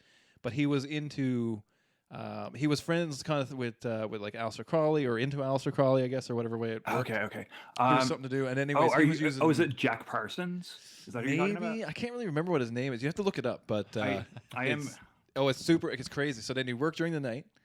And people will be watching his shit like progress because I mean it's a fucking castle, like it's hard to miss. It's like and it's right. It's not like it was up on a hill behind a cliff. It's like right in the middle of everywhere, like in the middle of a field. And he would only work during the night, and then he would do this crazy shit. So like they would go to bed, and it would be like a wall, like you could averagely pick it up the blocks and move. Like it makes sense how you did it. But then they would wake up the next morning and come there, and he would work all night, and they would come there, and there'd be these like giant rocks that were like humongous, and like they'd be like tipped up on their end, perfectly balanced. Blah blah blah, like stuff that like I mean not to say you can't do it, but one person working during the night by themselves with like nothing essentially were building this crazy shit. But he was really into like occult stuff and into people think he deciphered some of the scripts that tell how the Egyptians built shit. Because there's a bunch of scripts and a bunch of stuff that does it like Sanskrit and stuff that people haven't translated it. Or whatever. The Crowley connection makes me think it might have been Jack Parsons. It's funny, man. That sounds pretty close, but because he was involved in a lot of stuff. He was like a rocket scientist. Yeah, and it could be him, like because I know he was like a professor, like I say, or a doctor, whatever. Like he was a smart dude. It's not like he was just some Joe Blow, but he like quit his job to do this, and he ended up building this crazy palace castle thing or whatever by himself. But like I say, there's like Stonehenge type stuff. There's like pyramid type stuff involved in it. There's certain places where like acoustics are weird, kind of like a Coliseum type of a thing where like you can stand there and like 100 feet away you can hear shit, and it's super interesting, man. It's worth looking into. But like apparently he deciphered like, or whatever, that's the theory, is that he deciphered some of this text and figured out how they moved giant blocks with vibration or whatever they were talking about. It was pretty sick, actually. There's a full documentary about him even. It's fucking sick. Yeah. Try to remember who that was and send it to me because that. Like, I will figure it out because now that I'm onto it, I want to see it again. I'm familiar with that, but I'm like not 100% sure. It was in like I know the first time I ever heard talk of it, it was in like remember when A&E, used to have documentaries on like Sundays and like late at night or whatever. It would be weird shit like that before the History Channel kind of took over that. stuff, like the weird conspiracy shit. There was like these weird things on A&E. That's the first time I heard of it. It was like a documentary on like occult shit or whatever they were focusing on. And I've seen all that because there was an Aleister Crowley segment and there was this segment. It was the whole episode was just these two segments. And I was like, holy shit, that's nuts. And then I kind of fell down this rabbit hole, like looking him up in books and stuff. But like there's books about him, like he's written, he's documented. It's not like this. But nobody really knows how he did it. Do you remember the tomb openings on Fox? Yeah. Who was the host of that? I can't remember. Oh, fucking the same dude. Oh my god. Tutankhamun. It's like oh fuck, I was right on the tip of my tongue, but it's the dude that does all the History Channel shit too. It's the same because he's the antiquities manager of Egypt or whatever the fuck it is. Like he's the guy. I thought it was someone funny. Like I thought it was. I can't remember what it was. I feel like Geraldo Rivera did a few of them. Yeah, I thought there was a host. He did the. But he was in person in the studio. Like, you know what I mean? Like, he wasn't in the tomb. He was in the studio, and he was almost like reacting to the video as it was happening. Geraldo did the Al Capone, didn't he? He did the Al Capone vault. Yeah, Al Capone vault. And there was fuck all in it, wasn't it? There was fuck all in it or whatever. Like, there was nothing. It was just a fucking, like, just a big old cock tease. Nice. That's funny. That's funny. Pivoting a little. That's super funny. I forgot about that. Keeping in like the same. That's super funny. Keeping in the occult UFO realm, but pivoting a little and kind of connected to internet stuff as well. It was 2 days ago was the anniversary, my birthday actually, the anniversary of the Heaven's Gate mass suicide. Man, do you want to know a funny story? Just then, I was opening up my browser like before we started doing the podcast. I remember we were talking about Heaven Gates the other day, and there was a thing that popped up in my Google search when I must have clicked something or whatever, like to read, like in the history. Yeah. That's what just popped up. Yeah, Heaven's Gate. Heaven's Gate. Yeah, they were discovered on my 12th birthday. That's mad. Holy that's mad. Yeah, they were. Yeah. March 26th, 1997. Heaven's Gate. I was like. And like, obviously I was already into that weird shit. So I was like, a UFO cult? I'm like, what? Oh, what? Haley's Comet. Was it not Haley's Comet? Hale Bop. Hale Bop. Yeah. Hale Bop. I was going to say Bop again. They thought there was they thought there was like a UFO coming behind the Hale Bop comet that was going to like take them to like the next realm of reality. Oh, damn. See that so that's the thing too. So like I got into this cult thing. And then that turned me on to the fucking Planet X thing, right? Because it's not that it's necessarily attached, but then that got into that. So there's a whole thing like there's the Dogon tribe. Like I can start this wherever you want. Really. I can start this off 25,000 years ago. I can start this tomorrow, whatever. But essentially, like it's basically like. We got Bop comets and everything. There's a planet. The other planet. What would it be? What is it? The 13th planet? I'm half. Cut here and everything else. 13 planet or whatever. It's one more than what we know about. However many planets there are, there's one more than that, and it comes around every 33,000 years. The or whatever. idea is that it has like a slightly different orbit. Yeah, so like it's elliptical and it comes in funny anomalies. So like the last time that it causes anomalies in like the other orbits. So like if you timeline like giant tragic world events like fucking natural disasters earthquakes or whatever. Crazy shit like mud fucking slides. Well, not even they're like mud earthquakes or whatever they call them, where it turns like it's just like the vibration is so much it turns the fucking dirt under your feet to like nothing and you just fall through. Like there's all kinds of crazy stuff. Anyway, so like the whole thing is that they're coming around. Anyway, yeah. There's like a whole Planet X theory that like this planet is coming around in orbit, but the government's not telling us about it because when it passes by, it's gonna fucking turn tides and flip the planet or whatever, like turn the fucking poles around, all kinds of crazy shit because it's gonna come so close into orbit. It comes within like 22,000 kilometers or something, whatever the measurement is. It's very close. You can reach out and touch it almost. In terms of like space stuff, it's fucking uber close. It comes right by, kind of thing, according to the theory.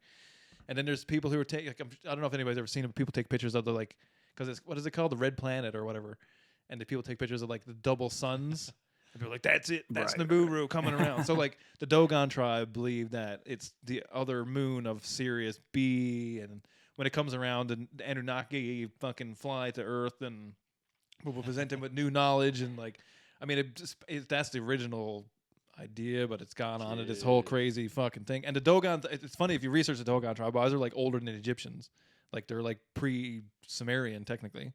And they've been passing down this fucking like it's in pictographs, like hieroglyphs, but they call them like a pictograph, and the pictograph tells stories and it describes things that like make sense, and like they knew about DNA and like weird stuff. Like Dogon Tribe stuff is really fucking interesting shit. Like because they're so old and they know weird stuff. The first time I heard about that, like the whole Planet X thing, was I think in an issue of X Factor. Yeah, 100%. That's exactly how it was. The one with it is this Planet X.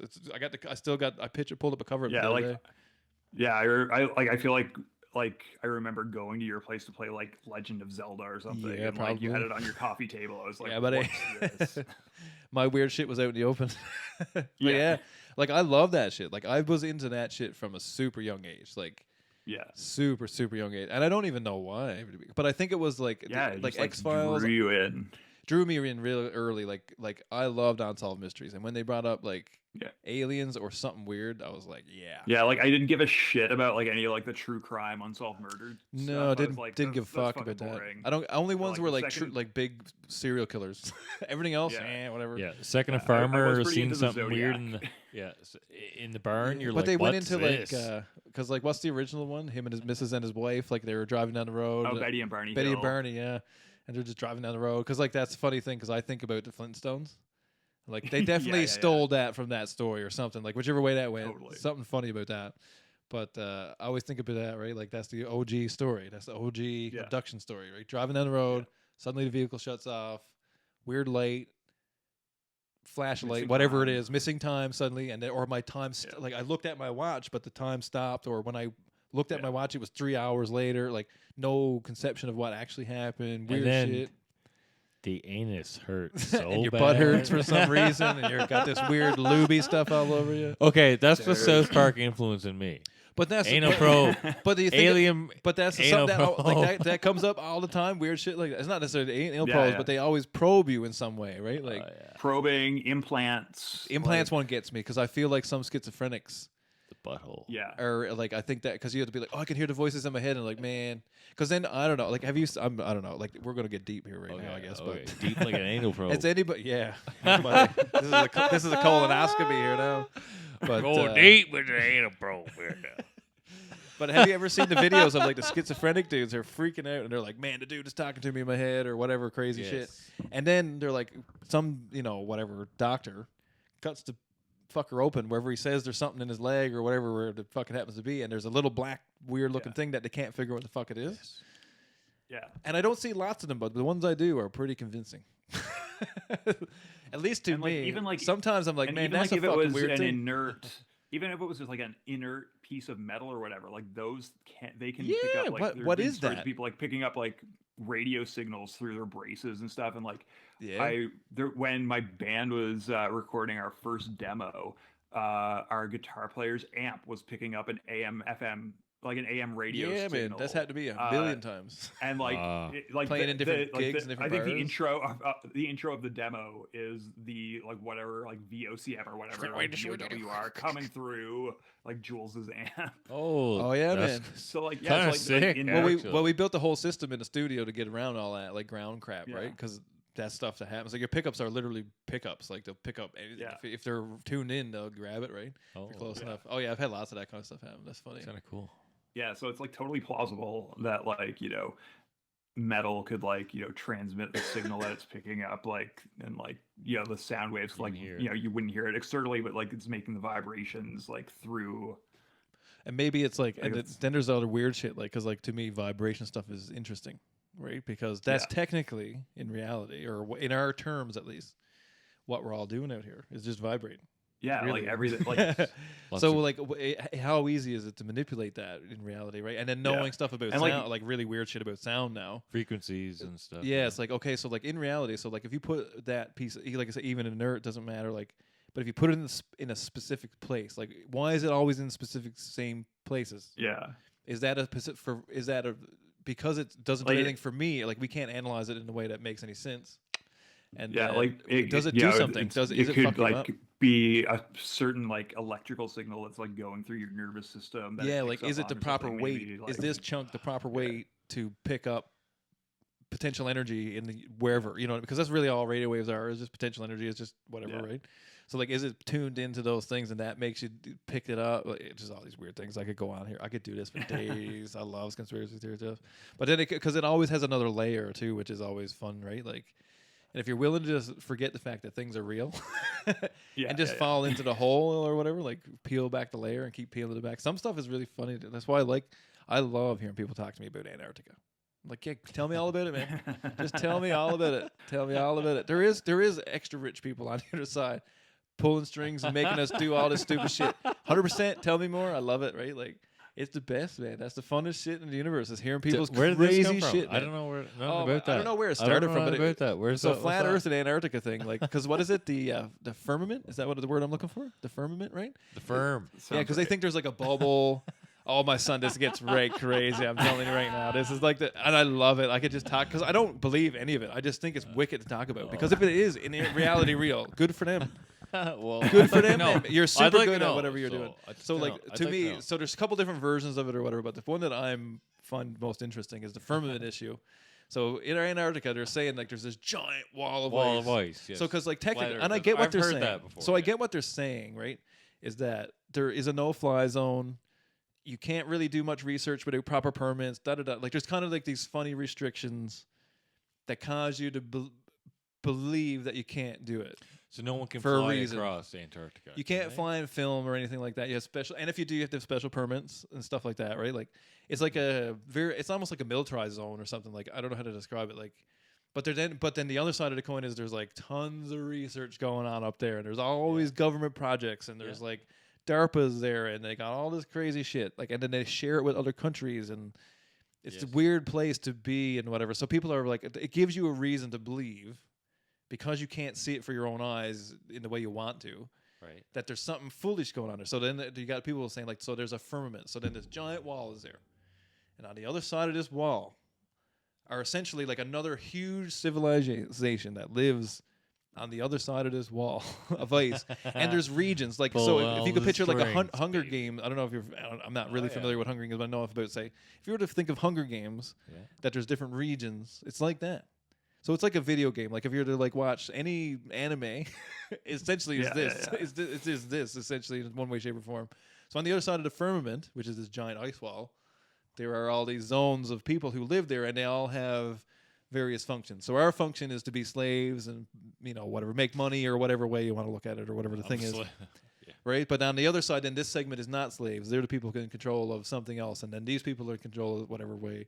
Right, so now the only way to see these people is to get over to firmament. Like, it gets fucking crazy. I'll tell you what. The really funny thing about that to me is it kind of goes back to that Naomi Klein quote I mentioned. How like that gets the feeling right. It's like there are a bunch of like rich people who fucking control everything. They're not a shadowy cabal. They're 100%, just and they're not politicians. Yeah, they're just a bunch. They're of not over the ice wall. They're right there. They're right behind the door. Is fucking that like I think that like. Irish crickets. The idea that there is like that it's like these people that we can like recognize and like who are come on, intrinsically part of like the society that we live in is like too much for like certain people. Like that's too intense, so they have to like they're over on the other side of the ice wall controlling us. Yeah, it's over there. It's over there. It kind of like separates you from the reality of that of like the exploitation that like actually does happen. The entire fucking exactly. It actually happens. It's in your back door. It's not behind an ice wall, right? Yeah, it's literally right there. Like the shoes you're wearing, and you can't hardly even avoid it. Like without doing like your boss research and like being like, oh, this company I know specifically takes absolutely nothing from a person. You know what I mean? Like in terms of like and in terms of a downfall way or whatever, right? Like in a negative way. It's almost impossible because everything is. So it's like it's crazy. Yeah, like in I not to get like super like political or whatever, but like I'm a Marxist. Like my analysis of the way the world works is rooted in like the idea of like class exploitation and stuff. And, like capitalism as like an economic system is totalizing. Like that's like the basic like idea behind Marxism is that like capitalism controls like all the other facets of like how we exist in the world, and like it feeds like there's a back and forth like feed between like the way capitalism makes us exist results in us like shifting like kind of what capitalism is, and like it goes back and forth and stuff. But like, you know, there is no like real escaping it until there's like, you know, a collapse. You know, there has like, in order to like to escape it, you have to like organize to create a situation like, you know, the Russian Revolution or whatever, like to actually like overthrow it, you know. And to go fully backwards, you have to like take it to a point where like you're making your own shoes. You know what I mean? Though, like in the real, if that's what people want, or some, you know, if that's what it is, you have to take it back to the point where like it becomes a barter thing. It's me making my thing or growing my thing, or and then giving it to you in exchange for the thing that you're good at, or you know what I mean? Like it's a funny situation. Yeah, like it's just like, you know, it's like they like there's that meme that's like, you know, like capitalism made your iPhone or whatever. It's like, no, well, labor made the iPhone. It's capitalism that determines who got rich off of like making that iPhone. There's a degree of innovation that's incorporated into that. That's the part that I like. I'm not, to be fair, like I'm not anything, I guess. In reality, I don't care what people do in reality in any way. But there's a certain aspect of the competition that is driving the innovation too. But there's a certain portion of it is like, which I don't agree with. It's just like, it's like 90% of it is to waste anyway. Really? Yeah. Right? Like I'm cool with the cool shit. I do this. Yeah. I love cool shit. I love technology. It's all worth it. But there's also most of this is really bullshit. Yeah. And like the way I approach like the concept of like innovation and stuff under capitalism is like capitalism, like look at like medical like stuff. Like we could have like Cuba's medical system is, you know, Cuba's a communist country. It like has the most advanced medical system in the world. Basically, like they've developed vaccines that we don't have, like against like lung cancer and stuff. And like they've managed to do that because the motive is like the social good rather than profit. So it's like, you know, what could we have achieved? Oh, it can be done in this innovation if we were like, you know, pursuing, you know, innovation for innovation's sake rather than innovation for profit's sake. Oh yeah, 100%. Yeah. So it's like, yeah, it's like I love all the fucking technology I have, but we could probably have cooler technology if we weren't trying to like, you know, we wouldn't have AI. The problem is that we do have cooler technology, but they don't want to give it to you because that makes this technology irrelevant because it's already 40 steps ahead anyway. Right? Like that's what I mean by shit, right? Like it's all junk anyway, because by the time you put it in your hand, it's already outdated. In true, you know, yes, it functions with the latest, greatest shit and does, you know, whatever. But the true reality of all the stuff you do is, by the time you see it, because of R&D and you know, whether it's you know, it's doesn't matter what type of you know situation you're in, what you're actually seeing is something that's already fully developed and is you know, function tested. It's been technically invented for 5-10 years. The thing that's on the back burner is really like what's interesting, and like that's the thing is like which one would work. Or not necessarily work better, but which one functions better in the end, right? Like that's the cool, interesting thing. But I agree with what you're saying, 100%. I just like, I like seeing what other people like to say when I say shit. But on that note, guys, I should probably call it a night. It's like 12:30 here, so I gotta get to bed. Yeah, man, we'll call it in here now. Let's wrap it up, folks. Wrap it up. Yeah, cool. Yeah, I'll send you like all those links. Send me some links, man. Yeah, well, it's great. I'm down to do this anytime you guys want to. Great having you on the pod. We appreciate your time awesome. And taking the time out to have us a little chat here, and we can discuss so many things. A lot of enlightening things. Definitely a lot of things that I was just like totally listening to. Felt like I was listening to a podcast there for a little while. So we can get off the rails a bit with the conspiracy stuff and stuff like that, but it's fun though. I love it. Yeah, no, that was a solid 3-hour podcast. Seriously? Hell yeah. So we'll probably break that one into 2 parts. All right. And then, but yeah, no, thanks everybody for tuning in. Thanks, man, for fucking coming on and fucking shooting shit with us and getting out with foolishness and listening to us be fucking foolish too. But no, that was excellent. Yeah, we'll definitely have you back again. Fucking, we'll do it again sometime soon here now. Absolutely. But yeah, cheers, man. We'll see everybody next time. And it has been another episode of, and the year was 1985. Eagle has landed.